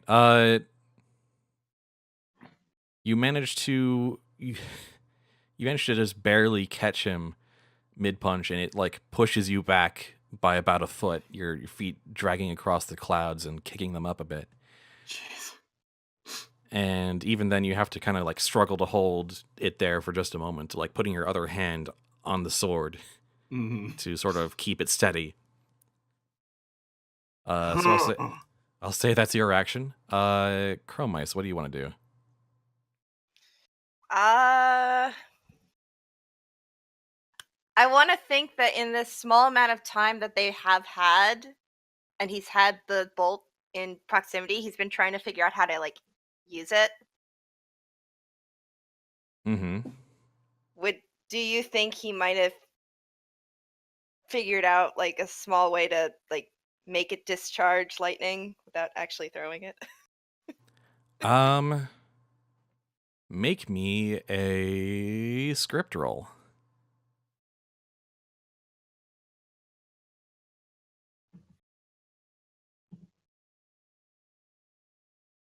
It's like every time I try and Control C all of these shortcuts, my computer doesn't want to do it. Ow! Oh, whoa! Ow! Oh my goodness. I'm gonna say it. I know probably exactly how badly how that would result. It would just like completely shock him back, and we're in a stalled rebooting mech for a moment there. Yeah, I'm gonna say Very distressed mouse I'm yelling. gonna say you're gonna take a 4-point consequence on that. Ouch. And that consequence is you overloaded your mech. And you tried to like bite down on it to get more energy into the mech so you could like shoot it out from your paws or whatever. But you went too fast and just overloaded everything, and the mech just sort of collapses for a moment, like, and you just go through like a complete reboot. And even like Nathaniel inside actually kind of gets like a jolt. And the audience, gasps. It's like a small close-up inside the cockpit. It's all dark and like little, actually kind of scared-looking mouse. And the kids go, "Oh no!" Leave the mouse alone, you big meanie. Arachne. Yes. What's your move? All right. So yeah, I've stood and sort of watched all this happen. And I'm essentially I'm gonna just run up, spin, and just kick out with like 4 of the back legs. A 4-legged spin kick from a Hells driver. yeah. Hell yeah.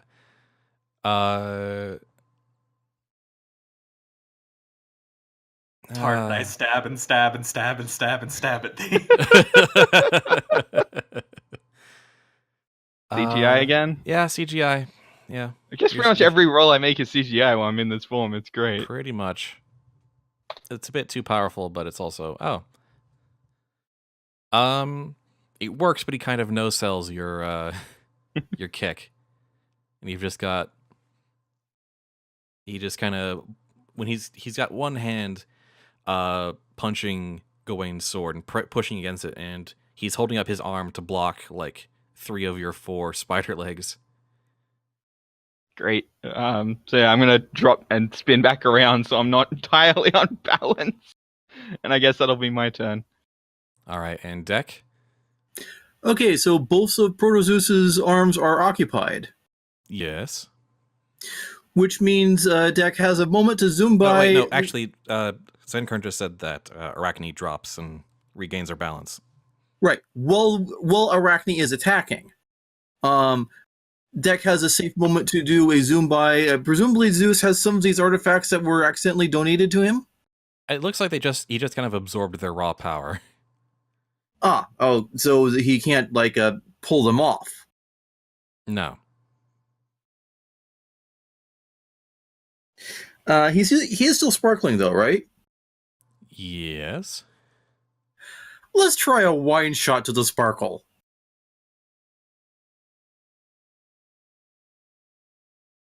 Okay. It probably won't work as well as last time because this is somewhat of a repeat stunt, but yeah, wet to the sparkling area. He's trying to electrocute Zeus. Or at least blind him temporarily. Yeah.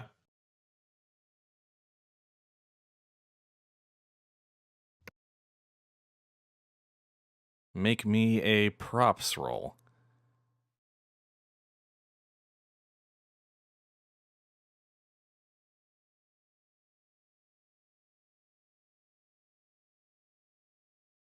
Three.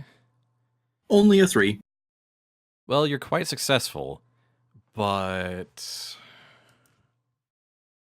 see. Can I? No. He sees you approach, and he gets splashed with wine and a bunch of grapes and bread dropped on his face.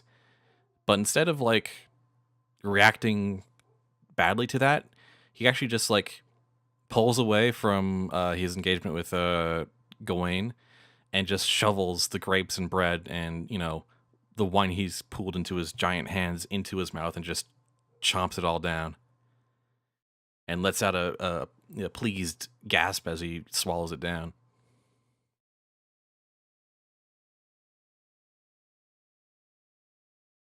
Congrats, you've given the god his first meal in...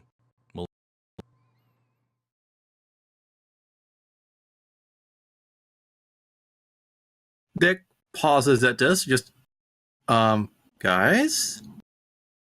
Although he's probably not forceful enough to stop the attack. Zeus is now just like pulled away from Gawain and the others he was fighting and just taking a moment to eat. Right, but are Gawain and the others pressing the attack? Well, it's not our turn yet. So. Yeah, it's actually my turn. So,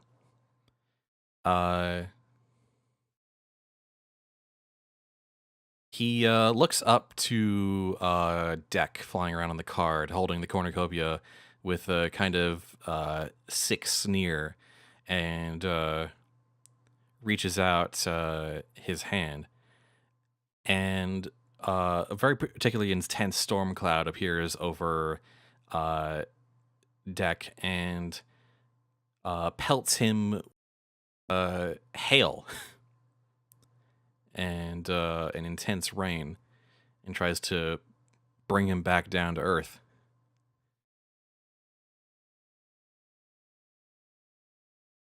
And I'm going to say... Make a...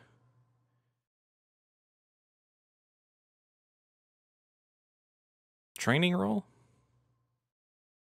to kind of withstand the cold.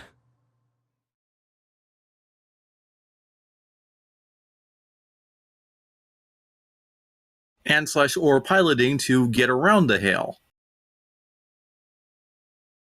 Well, piloting skill doesn't really matter a lot to Piloting would be under training. It actually. Yeah. But like piloting a flying carpet cloud. Yeah, or card. It's still piloting. No. And besides, you've never heard the phrase dance between the raindrops? I have not. Let's just say that Dex Actor has also played bullet hell games and is applying that here. I'm not sure you can bullet hell through hail. Like in That's a realistic sense. No, it's like I'm looking at training and it's like this is specifically what it would be. It's like things an actor would require pre-shoot training for, like driving, flight, or arms training. Flight. And also see his extreme polymath stunt. But also, pilot is not one of these 12 But, like, there's piloting a plane, and then there's piloting a made-up fictional thing that you're writing on a green screen. Fair enough. Anyway, a 4 for the training roll. Okay. So,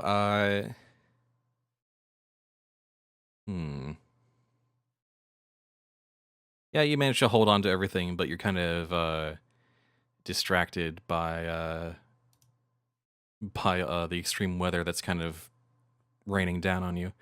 But you don't take any like damage or stress or anything like that. You did fine. So Gawain. Hey, what would be the best first option here?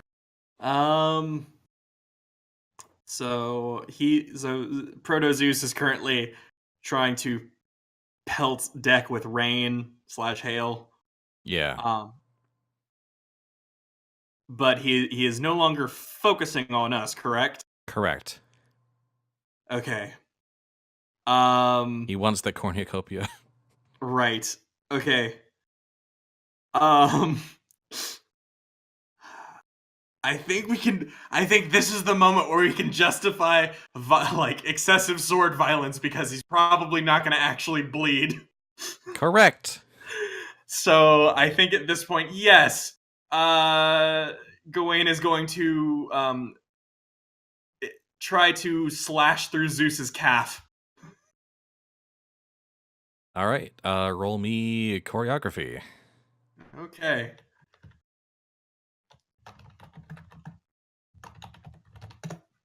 Oh no, it's a 1. The standards? What? I was just quick alliteration. I didn't want to write choreography. Fair enough. So you run up and slash at his calves, but his body it doesn't bleed, and you definitely land the hit, but he doesn't seem particularly phased.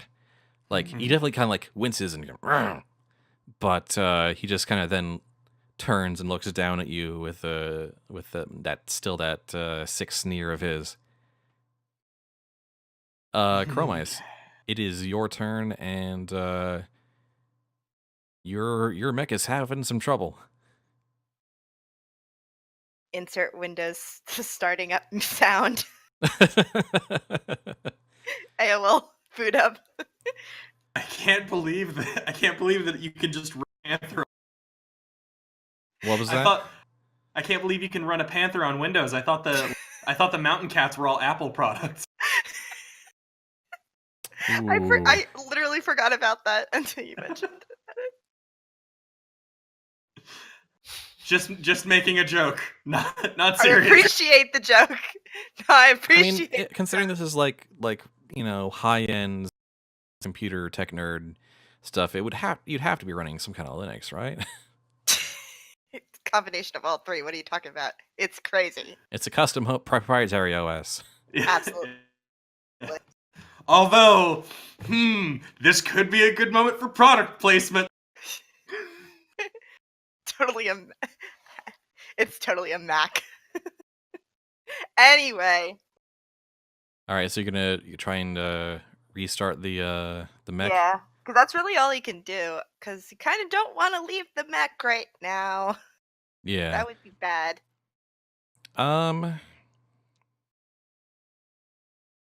Roll me engineering, even though it's like made up engineering. Still like to sort of identify the problem and try and figure out a way to a made up way to fix it. Yeah, like I like to think that it's all the engineering kind of, or at least how I understood it. I think when I made the sheet, is like engineering would also kind of be puppetry-ish. Because that's what, if it's not like there's something there that's being CGI'd over, so that has to be moved. That's a good point. That's what I always thought when I looked at engineering and just how the mechs themselves would actually be working. So that's why I put actual points into engineering. All right. That's actually a really good point. So yeah, go ahead and roll engineering to try and get the robot to start working again. 3. you managed to get it to start the rebooting process. Although it's still, tossing up error messages even as progress bar loads up. But and it's like when the screen's on it, he's like trying to quickly go through all of the errors to fix them as the progress bar is going and trying to make sure that it doesn't slow down. Yeah, basically you're not going to be you're going to be able to move next turn, but you're not going to be able to you're still going to be kind of damaged. Yeah, I figured. Arachne. The consequences of trying to be cool. Yeah, so I'm gonna go shield up, get in. I'm still fairly close to him, I would assume, unless he's moved particularly far. He's kind of moved back towards the center of the summit. Alright, well, I'm gonna, just rush in, kick him again. Alright, CGI. Time to watch this fail miserably. Oh, 4. There you go. All right.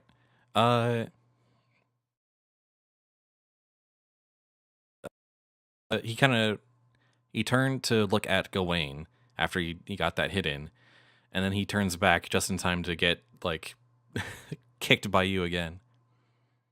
Yeah. You actually managed to make him double over and grunt and growl.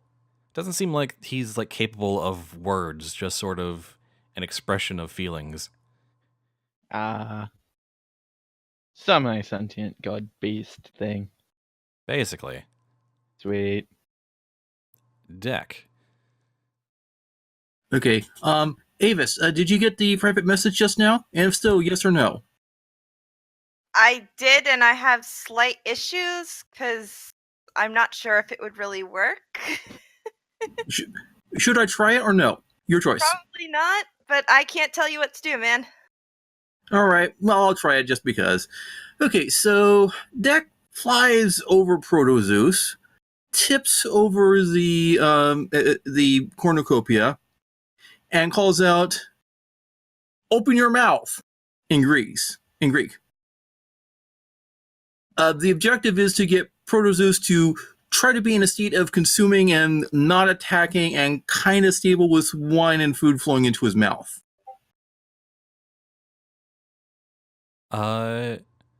He does look up, and he does chuckle and open his mouth for a bit, just gulping down wine and grapes. But then it's his turn, and he leaps up into the air towards you, because you're directly above him. And he tries to grab for the cornucopia. Deck, of course, tries to fly back up, out of range. And unfortunately, he misses. He swipes at you with his big muscled arms and then kind of misses and then falls back towards the summit. And when he lands, it creates a shockwave. Okay. Is the wine still flowing into him, though? No, he's not really. Well, it's flowing over him, at least. But it's not really having a great effect. Well, it's not intended to have an effect yet. Don't turn into an eagle, don't turn into an eagle, don't turn into an eagle, don't turn into an eagle. Gawain. Okay. Do I need to do anything to sort of, first off, dodge out of the way of that shockwave, or at least, take it? It was just like, it just made you stumble a bit, but you don't have to, like, take an action or anything to get back up. Is he prone right now? He's kind of hunched over on his feet.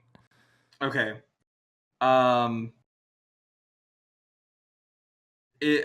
Sorry, I'm just trying to think. Is he facing towards Gawain or away from Gawain? Away. Away. So I'm facing Gawain is facing his back right now. Yes. Okay.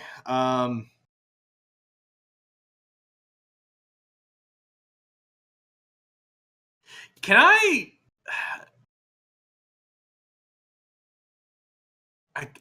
kind of want to have Gawain try to jump up onto his back.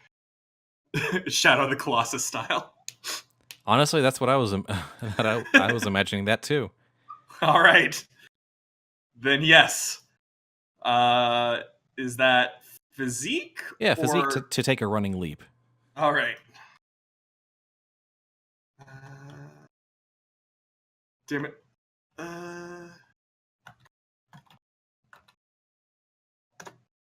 It's a 3 for get up on the Zeus's back. Ugh. I got that. That hit deep. I've been playing it a lot recently. Oh man. Man, I should have had a Hydra at some point in this campaign. Dang it. Next campaign, we fight a Hydra. There's always the future, Spud. Yeah. That's so what sequels are for. You leap up onto Zeus's giant back, but you kind of wrap your hands around his neck, or arms rather, around his neck, but you're kind of hanging limply there. You didn't actually like get enough of a grip to like also manage to grab with your sword yet, so you're just kind of hanging off him like a cape. Yep. A particularly heavy steel cape. Yes. All right. Well, it's a good first step. Created aspect weighted by night. All right, Avis, your mech is now back online, but you're still having power fluctuation issues. But now your mech's paws are. Are what? There, you have the aspect. Your paws are the lightning of Zeus. Oh, like I could not hear for a second there. I'm like, what did he say?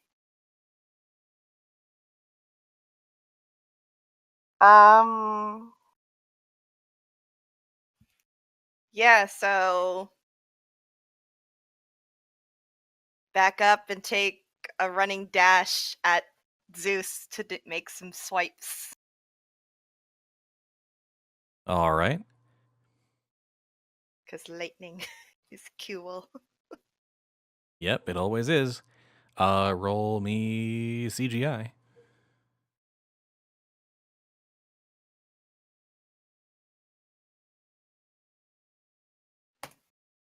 Oops, that's not what I want. What do you mean? I totally rolled a 44. You're lying, Spud.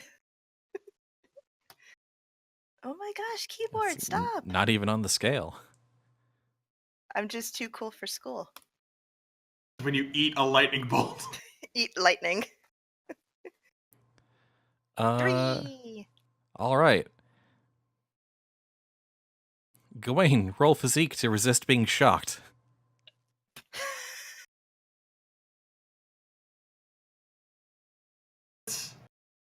And 5.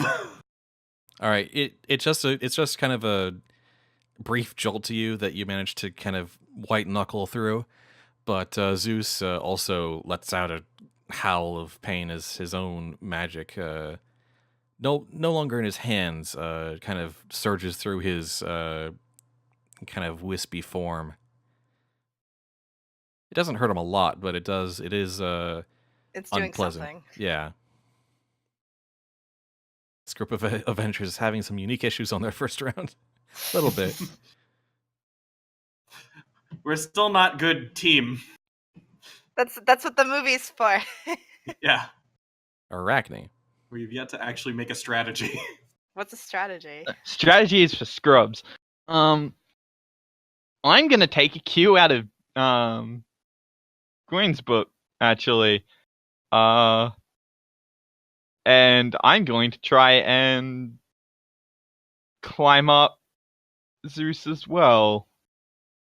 What? Yeah.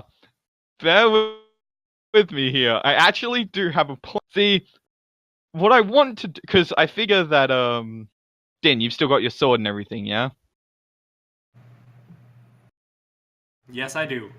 Sweet. So I figure if I can get up there and give Din a bit more of a handhold, he might have a better chance of stabbing this thing in the wherever he can. So I was literally just gonna climb Zeus and then just web Gawain's hand to Zeus so he can just hang there and stab him. You're gonna climb on top of them both so that you can web Gawain's hand. So he can stab. Zeus. You might be able to just do that at range with just a lucky shot. Yeah, but that's probably less cool looking. A persistent shot isn't uncool, and for the moment, furthermore, if you're going to climb on top of Zeus, you're basically just trying to wrestle him to the ground. You're in a wrestling match with Zeus. Do it. I'm like Wrestling 90% match with a certain god. that's it. I mean, the Greeks did invent wrestling. I'm 100% okay with this. I'm not sure why anyone else isn't. Of course, it ends on Greco-Roman wrestling. Why wouldn't it? Because So, CGI Spud? Yes, roll CGI to climb on top of Zeus. And Gawain. You sound so done. 7. can I have that luck, please? Your giant Gerider form perches atop Zeus's shoulders, webbing up Gawain's hands, and just Zeus has to like drop to one knee because there's so much weight on top of him. And so many things just wriggling on top of him. He tries to roll, like spin his shoulders to try and wrangle one of you off at least. But he's not having much success. Deck. So the staff is metal, right?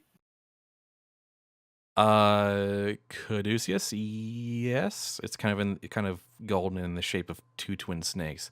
Okay. Well, his wine plan having been thwarted by Gawain, Deck goes to plan B, gets up the staff, tries to zip between Zeus's legs now that he's down, and lodge one end in the vicinity of Zeus's groin.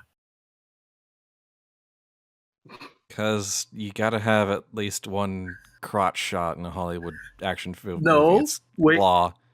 He'll explain if it succeeds. You're going Training roll? you're going to explain it to me now because of that attitude. Okay. If he succeeds, then after he flies out, he calls out, "Chromice, conductor!"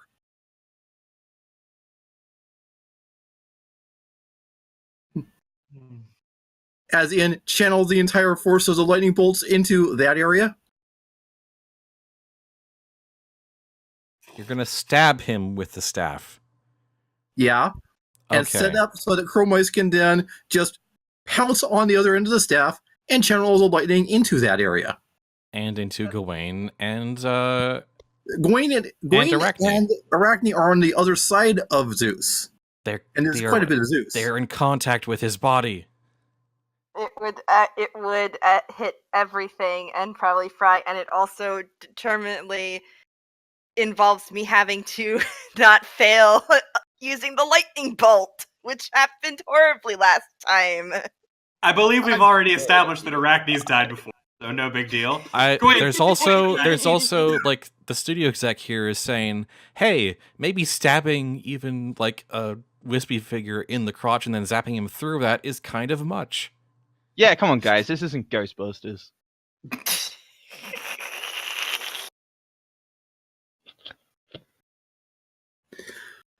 All right. In that case, plan C. Jam cornucopia into Protozeus's mouth. Open side to mouth. To start filling him, Wait, what? filling his mouth, and if he tries to gulp it down, fill his belly with more and more and more food, which never stops. My dude, he was been trying to get it for the last, 5 minutes. I think that's a bad idea. I think once he grabs it, once it, makes contact with him, he just gets that power. Well, experimental. Better to test with that than with basically any of the other artifacts. I swear to God, if I get crushed by a giant apple, I'm going to kill you. I don't think that's how it would work, even if he does absorb it. I stand by my statement.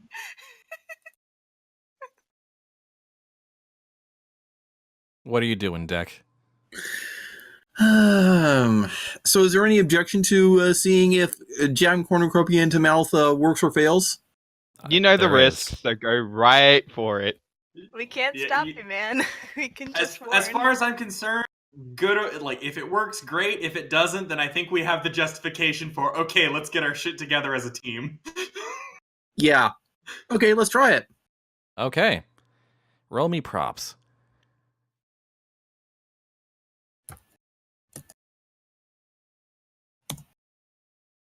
Just a 5.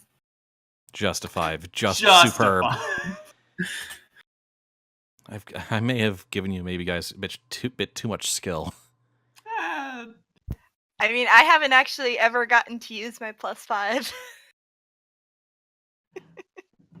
I think it's, I don't know that it's necessarily a use, but I think it's just, oh, we gave ourselves these +5s. Let's try to justify it by using this as, like, let's try to push it towards that. Fair I enough. haven't been able to I justify. mean, natural, that's also like the reason why I Mhm. maybe should have toned it down a bit. Anyway, so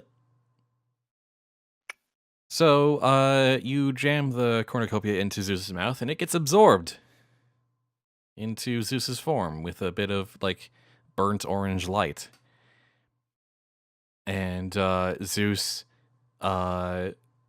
grows taller and larger and looks a lot more healthy, looks a lot more solid, and he actually has the strength on his turn to shake Arachne off a bit, but not Gawain, because Gawain's actually stuck by a web. Please don't lean back, Yay. Zeus. Please don't lean back, Zeus. That's his action for now. Gawain, you're up. All right. Well, now you say he's bigger and more, Yeah, bigger and more solid and all that jazz, yeah. and I'm still hanging around shoulder/neck level. Yep. Get myself a good point where my feet are like pressed along the back, so I have a good sort of like footing. Hold as tight as possible with the one web down hand. Guillotine out, sword straight into the base of Zeus's neck. All right.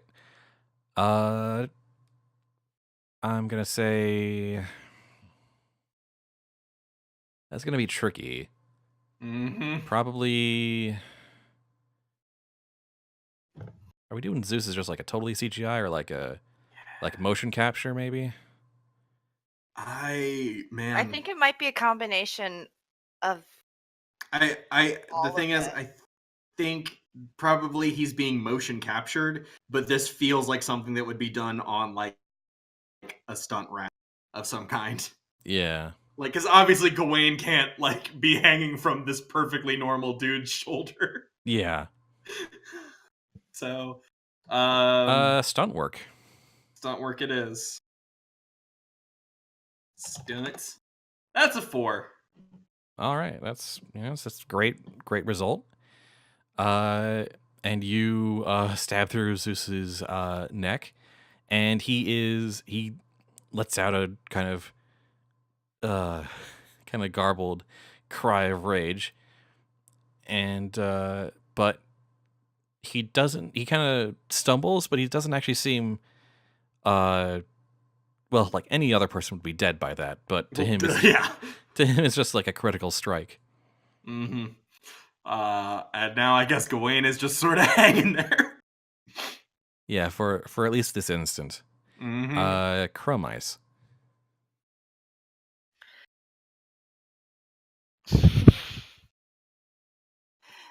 Oh boy. Uh.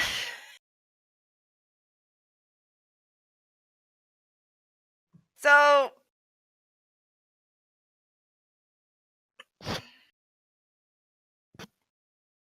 Is the lightning bolt essentially the mech's claws now, or it still exists? It's still in your mouth. You're kind of charging it through your mech and into like the raw power into your claws. Okay.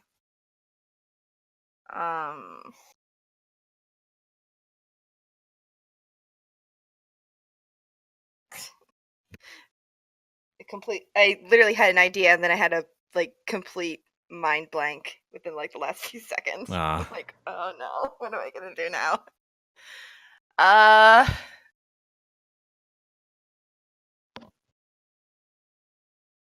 Frick.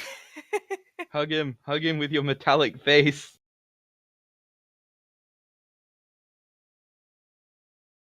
So wait, is Gawain on the front or the back? The back. Okay.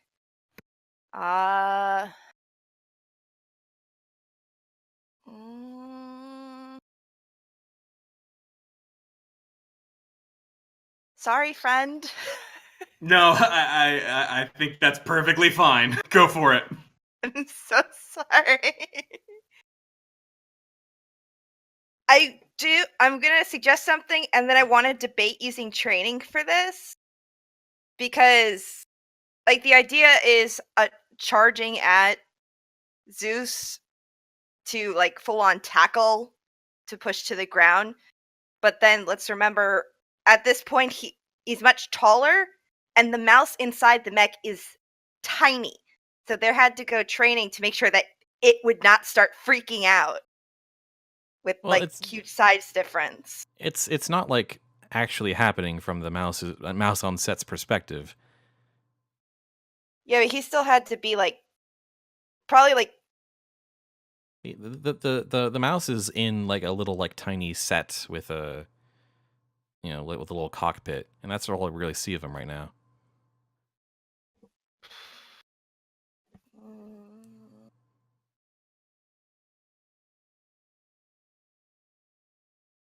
I'm sorry. I know you're trying to like. No, I know. It's like I realized this when we started. It's like I probably put it in the wrong spot. I have a suggestion if you want to like justify a training. Go for it. I'm like. What if you charge the mech at Proto Zeus with like a desperate lunge, and the mouse ejects before impact? Just an all out self-destruct charge. Not self-destruct, but like.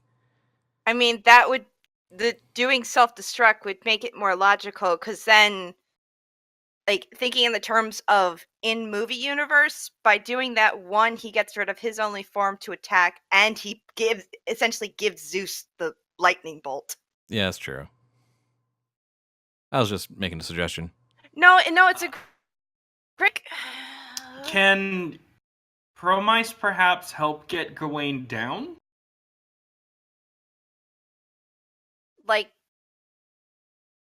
after all the effort I went to keep you up like, there. I'm trying to think. It's like maybe grapple Zeus, and then a claw comes to like get rid of the web that's holding Gawain up. Idea, maybe. If we want to get Gawain off, Deck can do that. Okay, because my I'll say it in a minute. I'll say it when my turn comes around. Gawain has a plan. I don't think he's like fully processed it, and I don't think it's gonna he's gonna actually say anything until his turn comes around. So. But do you want me to use part of my turn to help get rid of the web for you to make your either easier? Because otherwise, right now this is a charge to try and like grapple this titan, for lack of a better word. I mean, that feels pretty reasonable. I think that, despite Zeus being much bigger, you're still a freaking heavy metal beastie. Yeah. Which they didn't have in the Greek times. No, they had big beasties. They did not have heavy metal beasties. At least as far as I'm aware. There was probably some metal beast somewhere. There were like statues and metal colossi that came to life, but other than that. Yeah.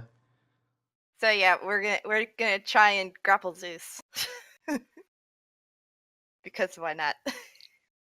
All right, roll me the old CGI. 5. Yeah, you do a superb job, and you leap up onto Zeus's shoulders from the front, and actually just start mauling and biting at his face. And he's just kind of trying to push you off, but you're stronger than he expects. I would like to think that with the panther being essentially up on 2, he's probably close to like the same height while it's still a panther. But there's a size difference. Close to equal. close to the same height. Yeah. Yeah.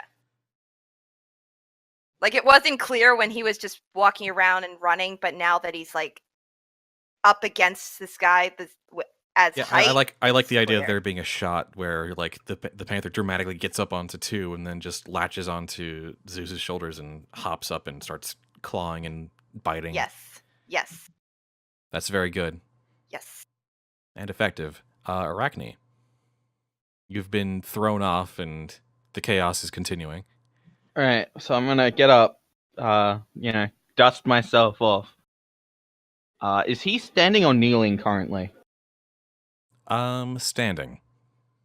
Okay, and I'd be behind him.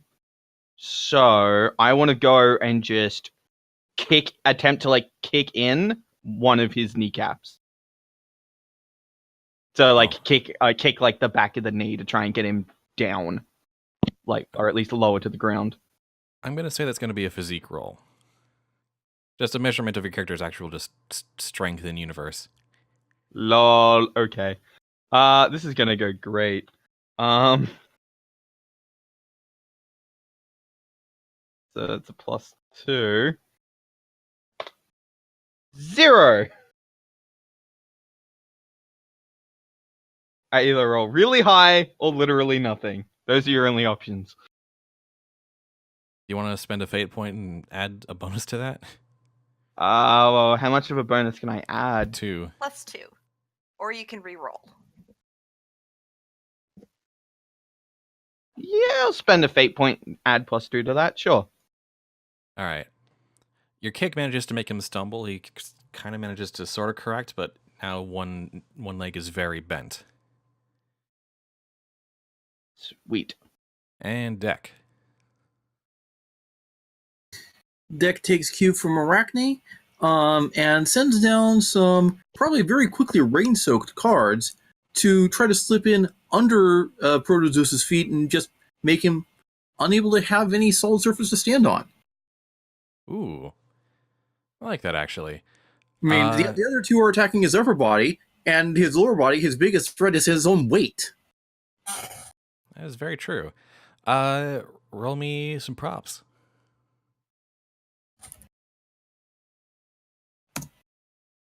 6. Oh, that's very effective, actually, yeah. A success.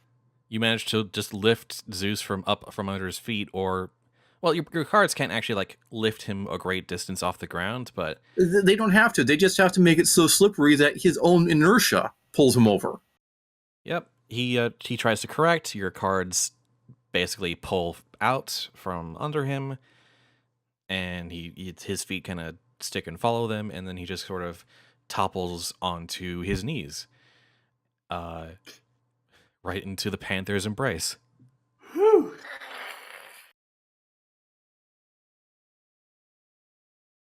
And then it's Zeus's turn.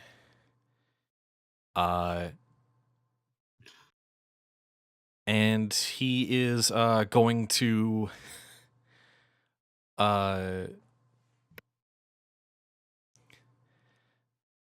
see. There's a sword in his neck, and there's a panther kind of mauling his face, and he's gonna choose to let's see.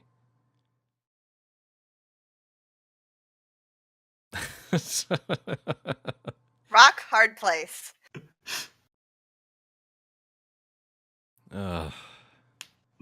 Yes, I've just coined the phrase "the Panther's embrace." Thank you. It's a good phrase. You should be proud. It's a good title for something, Yeah. or maybe a Black Panther fanfic. I don't know.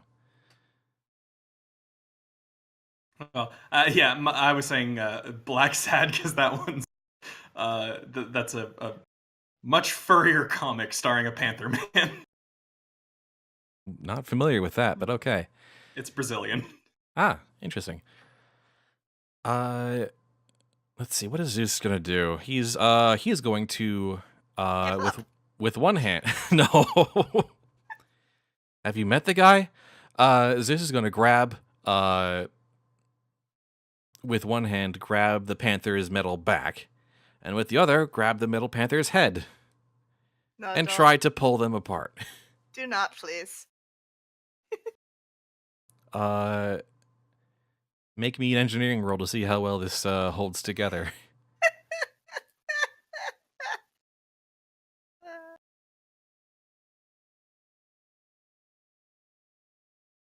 Superbly. Nice. 5. It's a very well-made puppet.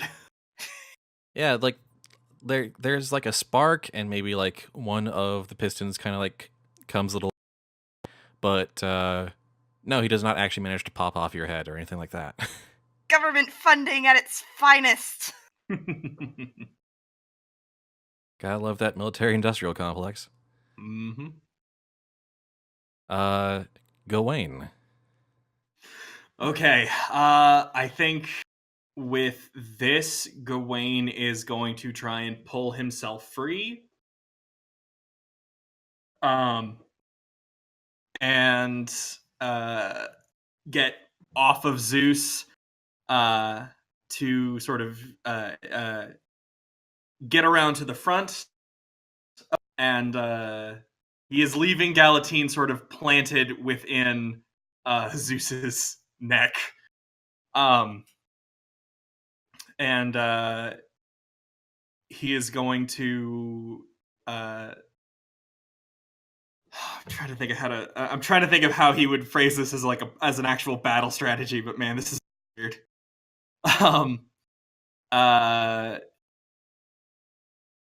He is going to say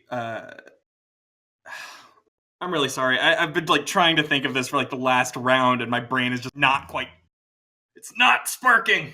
Gawain's going to get off of Zeus, and he's going to say, "I have left my sword in him. Use the lightning to strike him down. Deck, Arachne, see if there's anything you can do to keep him pinned." And I think at this point, Gawain is going to, I think he's going to do something that, I think he's going to try another headbutt to sort of stun Zeus. Okay, physique. All right. 6. You headbutt him right in the small of the back, which is Well, I don't run up the panther and give him a headbutt that way. Oh. Yes. I thought you were still behind him.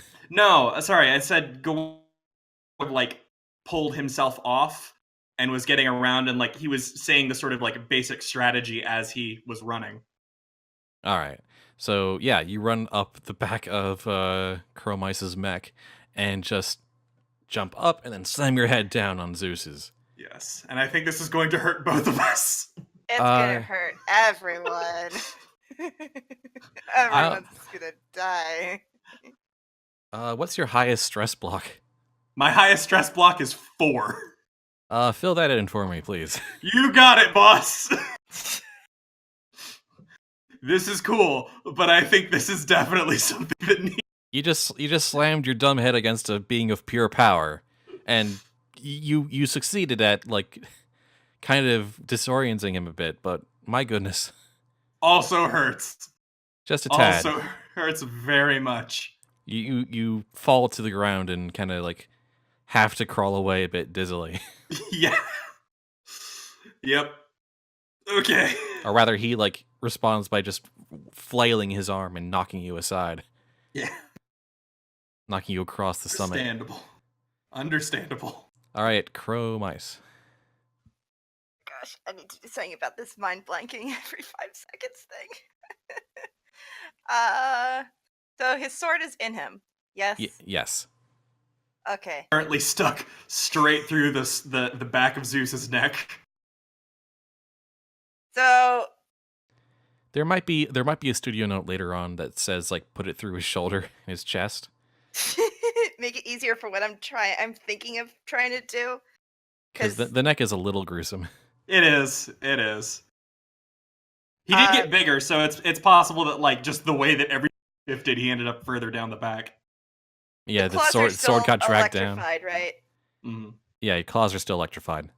So the move attempt is to like dig in the claws near where the sword is, just to drag it closer, and then have the bolt itself hitting the sword or hitting like into the skin with the sword. That was the intention, right? All right. To use the sword as a conductor to his insides, exactly what Deck was out of Asclepius. All right. Roll me. And if explosions happen, we're getting a little mouse that's running the goddamn hell away.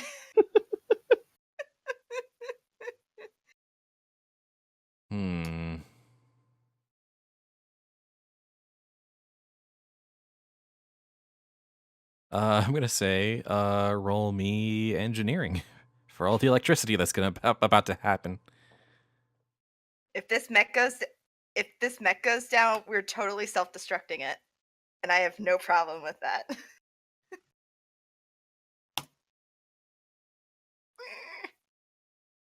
Can I invoke Brave Little Mousy to add +2? Because you're having all of this, like, neck deep in the conflict and all of its action, and you're making a small mouse have to stay near huge electricity and flashes and major action. Yeah. A lot of stimulation in the set. Yeah. a lot of bright lights and flashing and noises. Yep. So I'm gonna say that you if you could spend that fate point, bring it up to a great result, and you manage to touch one of the jagged points of the lightning bolt to Galatine, and electricity courses from the bolt into Zeus's body in what you might have feared would be a not so beneficial result, but it zaps Zeus pretty good from the inside, his whole body sparking and lightning shooting out of him as he screams up into the heavens. Oh, we're not letting this bolt disconnect. This is not stopping. The problem is it's also surging through the mech. That's fine. Like, so much so that everything is overloading critically. I did say that I would totally let this mech explode. You may have to eject. Okay. I'm doing this, man. I'm committed. All right. How does the eject work on a mech like this? Like, the skull, like, there's a hinge that flips out, and the ball cockpit just explodes outwards from wherever it is. It's a little hamster ball. Yes. Roll cage. Yes. Yes. This metal chrome hamster ball shoots up from the skull of the sparking, teeny tiny shaking little panther. Parachute. A tiny little parachute pops up from the ball as it descends to the ground, a few yards away, and all the power from the mech surges through the lightning bolt and the sword, and there is a huge explosion of sparks and electricity that just supercharges the air around and just sends everything flying in all directions. The mech explodes into many, many pieces, and metal just rains in all directions. And then Chromice's little, hamster ball parachute drifts down onto the summit. The clouds start to dissipate, and your little hamster ball lands on the ground and opens up. Actually, Jack's going to intercept the hamster ball, so Chromice is up on the card, if that's all right. If that's fine by you, Avis. Sure. All right, you catch the little hamster ball.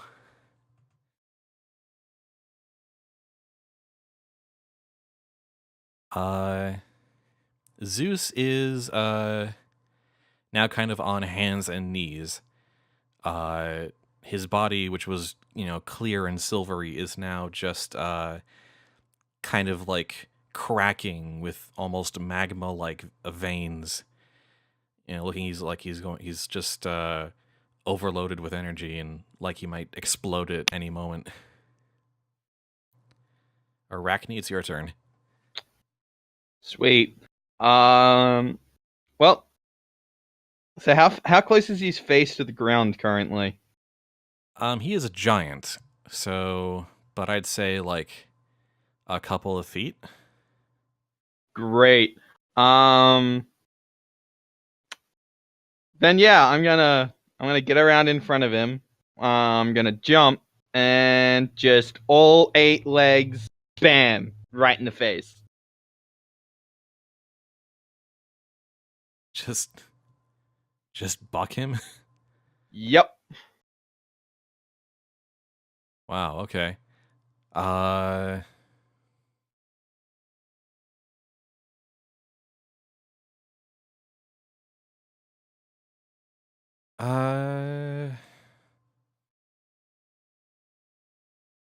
Yeah, roll me CGI for that. Hopefully. 5. All right. You kick him and he reels back, clutching his face, now just kneeling on the ground, sword in his back.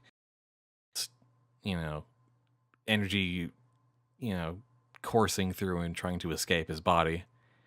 Deck? How close is he to the edge of the plateau after that kick? He's not. He's still kind of in the center. The kick just pushed him from a hands and knees position to a kneeling position. All right, Deck's going to send some cards out to try to pull the moment.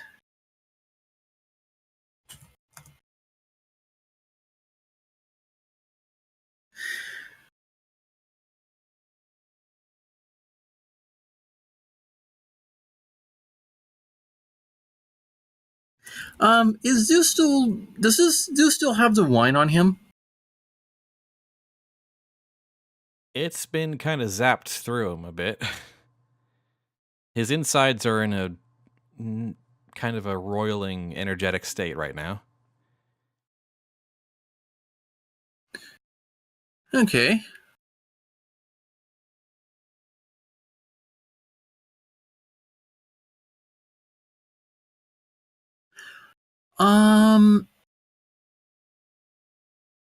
They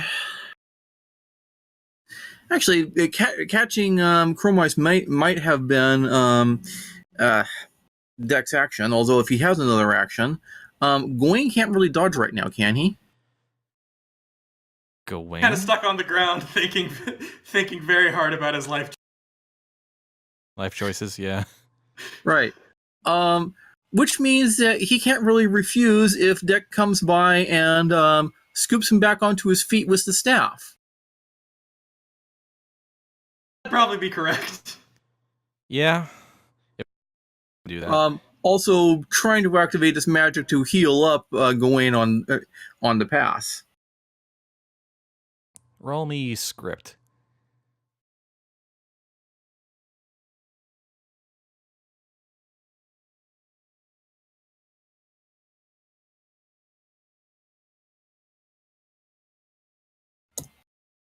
Got a 5. I'm gonna say you managed to pick him up. I'm gonna say the you don't actually manage to get a bunch of magic off because it's not really necessary at this point.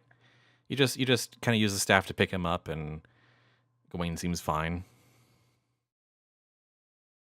Right. Get him pointed back. Not violating his principles like an asshole. Right. Get him pointed back at the giant. Just, hey, so I would take him up, but you want to get your sword back, right? Gawain is going to one hand on the bullet wound, one hand on his head, and he's going to, yes, I would like that very much, thank you.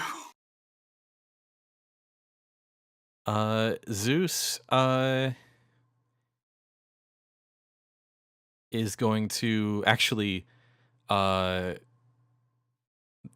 his action, just going to reach back and grab the sword from his back, yank it out with a painful cry, and just throw it limply at Gawain. It doesn't actually pose you a threat, it just sort of clatters. Yay! Well, that was convenient. And he tries to get up onto his feet again, but he stumbles, and the clouds by now and the storm have kind of started to disperse.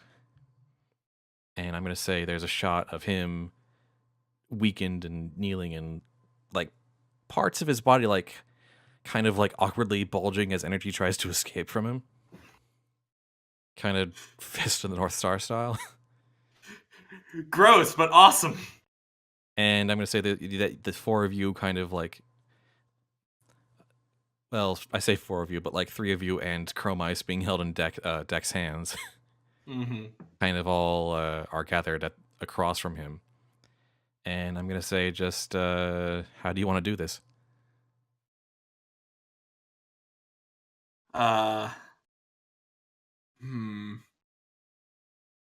So, question: Is this still nighttime now, or like it's still like dead of night. Okay, that's what I was curious about. You're high atop Mount Olympus itself. It's cold and windy and sudden sunrise. Well, actually, no, I was gonna say like it's sunrise is not good lighting for Gawain, but I do think it's appropriate like thematically. Oh yeah. You know what? I like that so much that the clouds are starting to disperse and the light of sunrise is starting to peek over the horizon. Especially because you guys are up on top of a mountain, so it reaches you earlier. If Deck can get in quickly, he will zip in and ask, "Why did you leave?"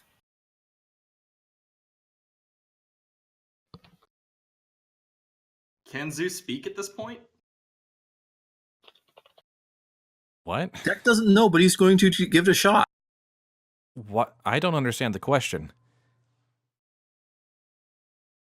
Basically, Deck's trying to figure out why did the gods disappear. Yeah.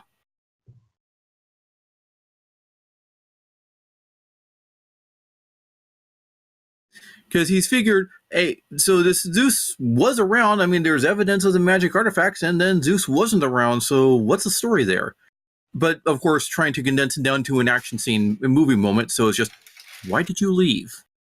What magic? There is no magic in the world. There's only science. Only science.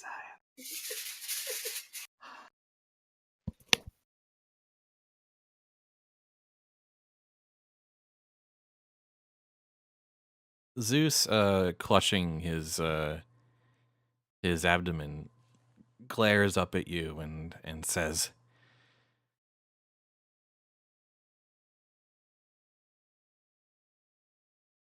our people were driven away from our light. They cursed us and banished us.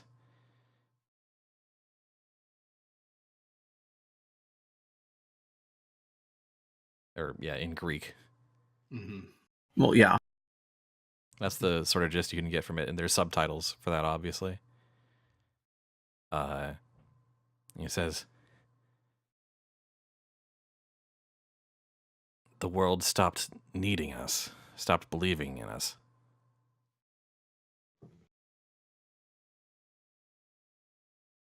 The world would welcome you as equals.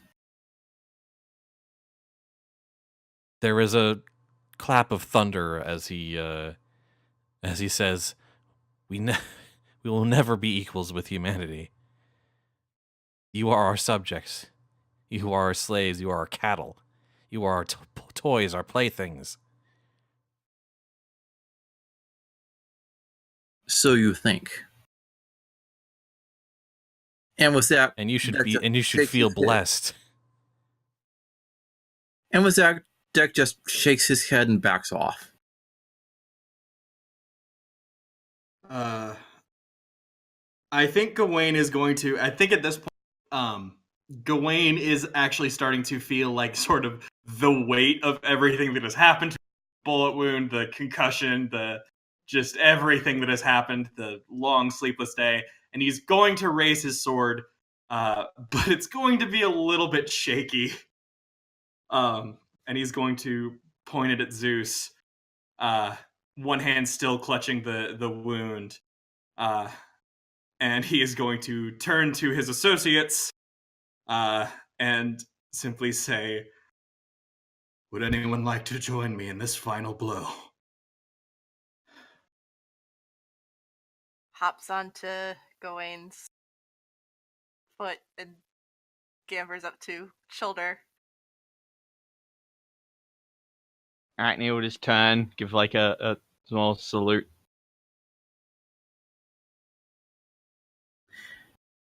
Deck has a bunch of cards blowing wind from behind Gawain at increasing force. That doesn't make sense. Paper fans. Paper fans with the force of like an industrial tunnel fan. It's building up. It's probably not going to actually help. Well, it's more symbolic. The imagery is kind of distracting at this kind of pivotal moment of the story. May I walk you guys through the thought I was having? Go for it. The idea I was having was, at this point, like, everyone is putting their hand on the sword as best they can, and we all strike it at once. Sort of a like, hey, this is the first moment where we're actually doing something as a team. Sort of a unifying gesture. All right, sure, yeah, Deck will do that. I'm compromising with the shoulder because otherwise that would require the mouse literally on the word. Yeah, you're providing emotional support, mouse. Yeah, no, sounds good. So yes, all hands on sword. How many do you want? I think one's enough. No, do two for me. Yeah, I'll add in an extra one because Chromice can't. And with that, I think Gawain is going to say, "This is not your world anymore." And sword comes down. Cut to a view of the mountain from far away and below, and there is this massive explosion of golden crackling energy, a shockwave that passes over the towns below.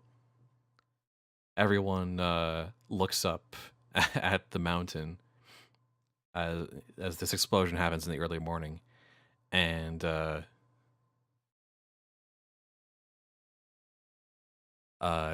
a shot of Agent Cook looking up from the National Park Visitor Center, looking up with concern. And then gonna say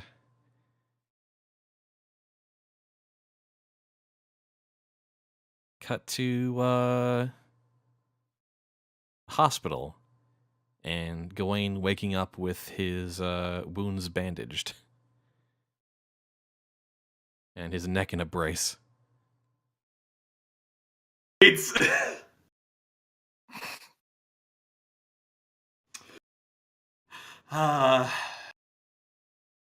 I think kind of the instant he wakes up, he's going to try and get out of this bed. It causes you pretty intense pain to try and get up, and then cut to a certain staff wrapping him, quickly getting over his torso, pinning him further to bed. And Deck is sitting there next to the bed.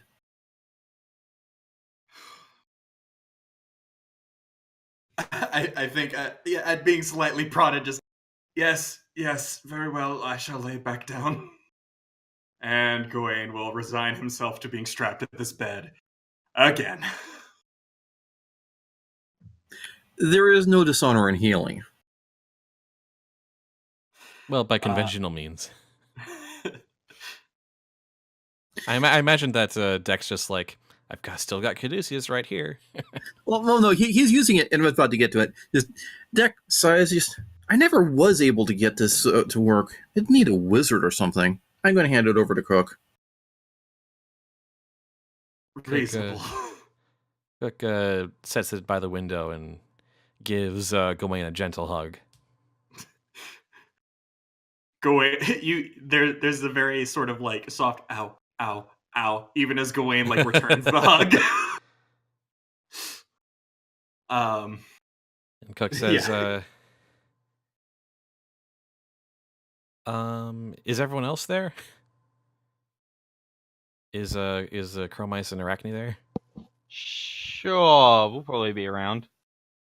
Teeny bed.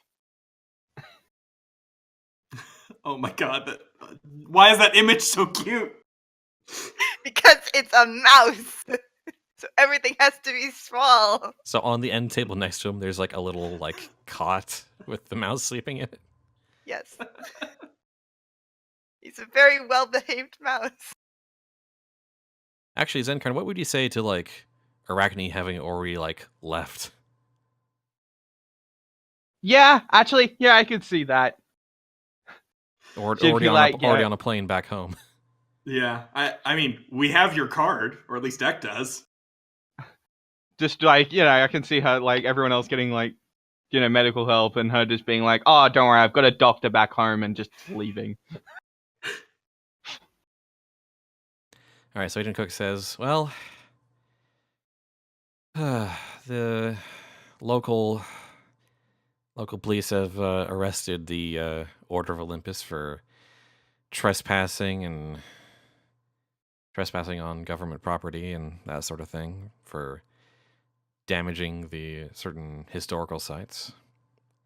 So they're all wrapped up, and it sounds like we don't have a new god in this world, so it seems like you succeeded. Gawain is going to sigh and say, I will make the assumption that they have not found my brother. She shakes her head. No sign of Mordred anywhere. Very well. And Gawain is just going to sort of like cover his face with his hands and just sigh very deeply into it. She takes Gawain's hand and says, I'm sorry. I know that you've been trying.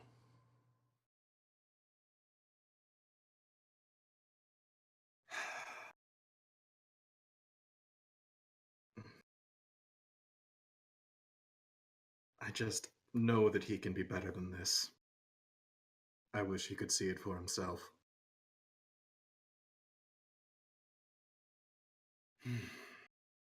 Well, if anyone Well. can show him. And I think at this point, Gawain's going to look around. What of our monstrous associate? She went back home. I see. And he's going to look at Deck and say, would you perhaps know of any way to reach her again? I might. If we need her. Well, with how much trouble this world seems to be in on a regular basis, I think we might. Cut to... Oh, sorry. I have a feeling when that happens, she'll find us. Cut to Arachne, just on like flying like first class back towards I have my plane, so oh yeah, that's right. You just gave them a red to grease and then just ditched them. That'll be fine. Spud, you say that like it was unexpected. I mean, no. And so you're just on your plane sipping, whatever is your, poison of choice. Mm. Did you keep Aegis by chance? Oh, of course I did. So pan down to see it like resting against the chair you're seated in.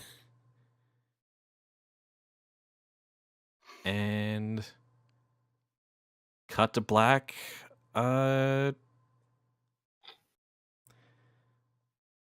And yeah, roll credits. Sorry, I don't have a credit score to roll. And that was the World of Modern Myth, or World of Lightning. That's it. World of Lightning. Yes. Still not a great title for that, but you know, what can you do? I'm sure that it's they would have been workshopped. So we are but a small band. Yep, and there's like a kind of like a sequence animated like sort of like Greek paintings of like scenes from the film, the action scenes, as the major credits roll by. And then what's the post-credit scene? What is the post-credit scene? Well, we kind of have a shawarma scene because I already left. No, it's the mouse. Although we're in Greece. The mouse with the piece of with the thing of shawarma next to him. It's like looking between it and the camera, and then cuts to black. The question is, man, the No, question is this like serious stinger or is this like joke stinger? My serious stingers involve giant animal robots and a giant ape. Probably joke stinger because the studio wasn't sure if they were going to get a second movie. All right, here's the stinger. Stinger is after the credits. Cut to the set of the film, and director going, "All right, that's a wrap, all done. It's a great shoot, everybody."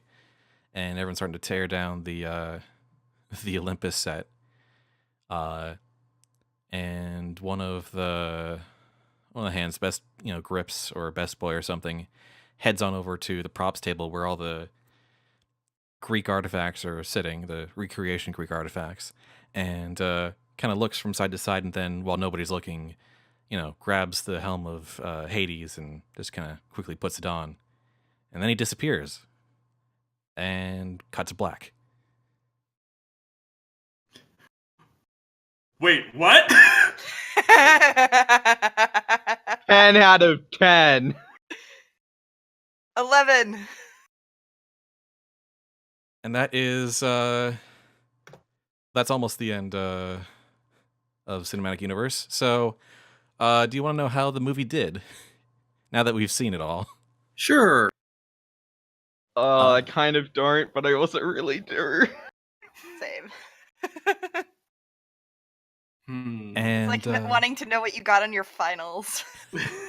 So obviously our movie, our fictional movies take place in the same universe as the Marvel Cinematic Universe. It invites inevitable comparisons. Mm-hmm. But it held together pretty good. Like, critics kind of felt like that. People that the writing, we were just kind of making it up as we went along, and kind of. There's a lot of stuff that seemed kind of like a little unnecessary in the middle of things. Like things could have been like better streamlined, from a better like action directed. Mm-hmm. But audiences liked it. It has a generally positive reception. So the Rotten Tomatoes score is 69%. Nice. Woo! I'll take it. And that's the Cinematic Universe. Woo! 2 improvised. 4 out of 10. Yeah, that was my first outing in Fate. I think Fate is a lot of fun. 69%, 420 reviews. Yes. Yeah, that seems about right. Yep. It's memes all the way down. Pretty much. But yeah, how do you guys like it? I like it. Like, this is like, as I told you, sort of when you were in the planning stage of this, I play normal Fate games with, and I was like, this is so freaking cool. So once I'm once I've got some free time and the other campaigns I'm running, I'm probably gonna do a one shot like this too. Nice, yeah. Yeah, no, Fate's definitely an interesting system, and being able to get a little bit more hands-on with it helped a lot, I think. What do you mean by hands-on? Like actually, like, because I've dabbled with Fate a couple of times, but being able to actually sit and play it, oh yeah, consistently helps. Yeah, no, I liked it. I think it worked. It definitely worked with the story you were trying to, with like the story you were trying to tell, which is, big point. Yeah, I'm glad this came together, in the system and the story came together like that. Having done Fate quite a few times, I think I was a little skeptical of the reflavoring of the skills at first, but I think that actually pulled off. The aspects didn't come into play as much as they usually do in Fate, but then again, they didn't have to. Yeah, I'm still kind of wrapping my head around the aspects. Yeah, aspects are definitely one of the harder parts to like pick up. So the way aspects are usually worked is +2 to this thing that is in theme for the character in exchange for fate point, which you get a limited quantity of. Invokes usually don't happen as often as they did here. In fact, I think we actually had more invokes than compels, which is really weird for fate. Not a bad thing, just saying it's unusual. Yeah, I had other like complications to throw at you that I didn't feel the need to do a lot of compels. Well, no, we were doing almost self-compels, especially Gawain. Well, that's that's the thing is the way I play Fate is like if I'm one of the player characters, I like look for any opportunity to do either a compel or an invoke. So, but I always just say invoke. So.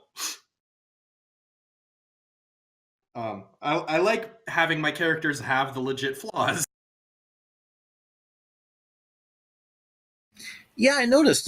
This was in over 10 years. This is the first time I have played someone who had potentially healing capability where another player character denied that, turned away healing. And that's really rare. It worked for the story, I think. Yeah. Well, yeah, it worked. I'm just saying that it's super rare that happens. We got to get a character wounded and not like immediately hand wave it away. I know. I think Gawain took.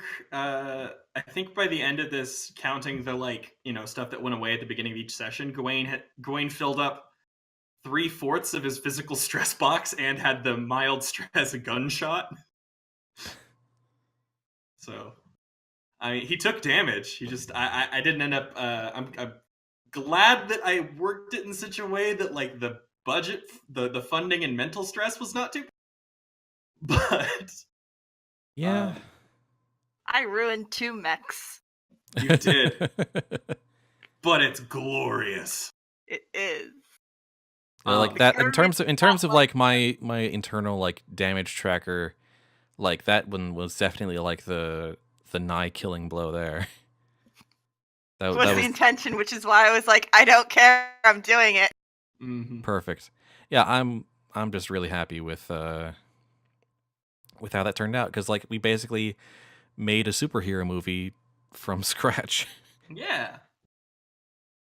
Which I wasn't sure if we were gonna be able to pull it off, but kind of happened, and I think I would enjoy this if I went and saw it. I think so too.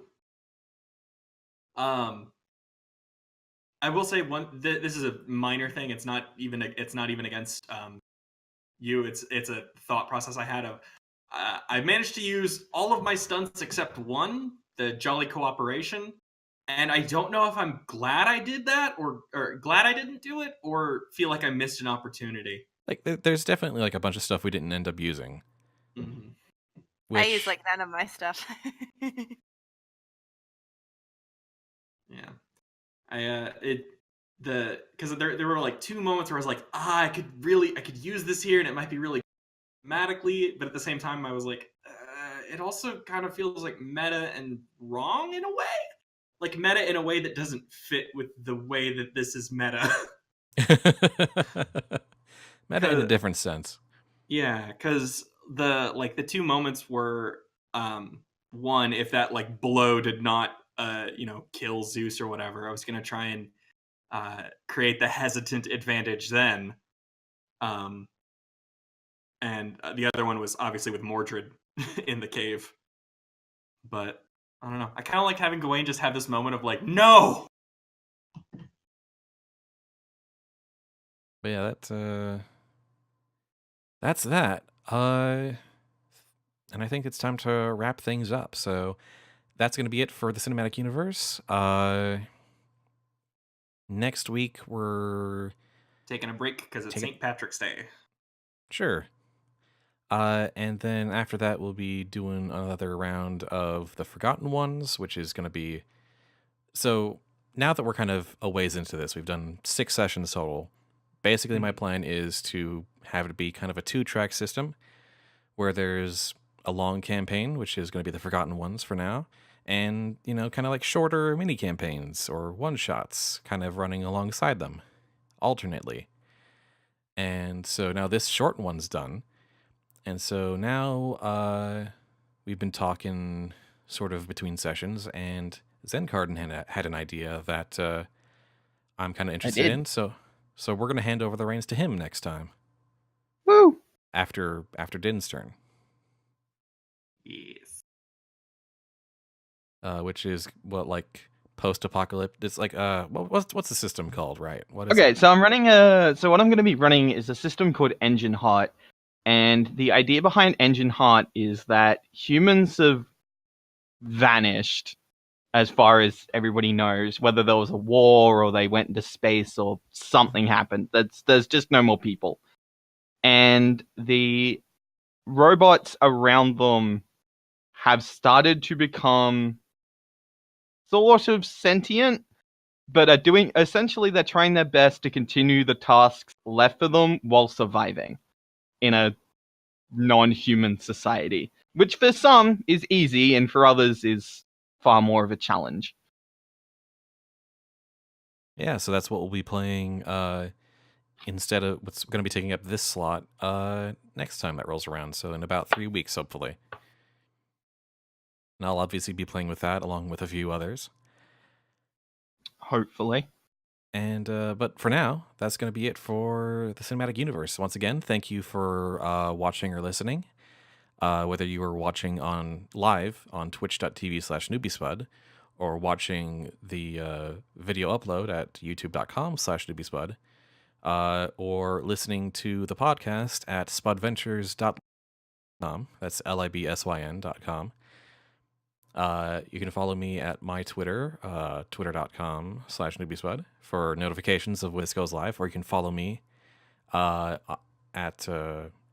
twitch.tv. And I think that's about it. If you want to support games like this and support me being able to coordinate or organize and run these things, please feel free to support me at patreon.com/Newbiespud. I don't really have much in the way of rewards there, but you're supporting just about everything I do, not just this. So, and it helps keep me alive. So thank you. And I think that's it. So I think it's time to say goodbye for now. Bye, y'all. Bye. Ta. Thanks for listening.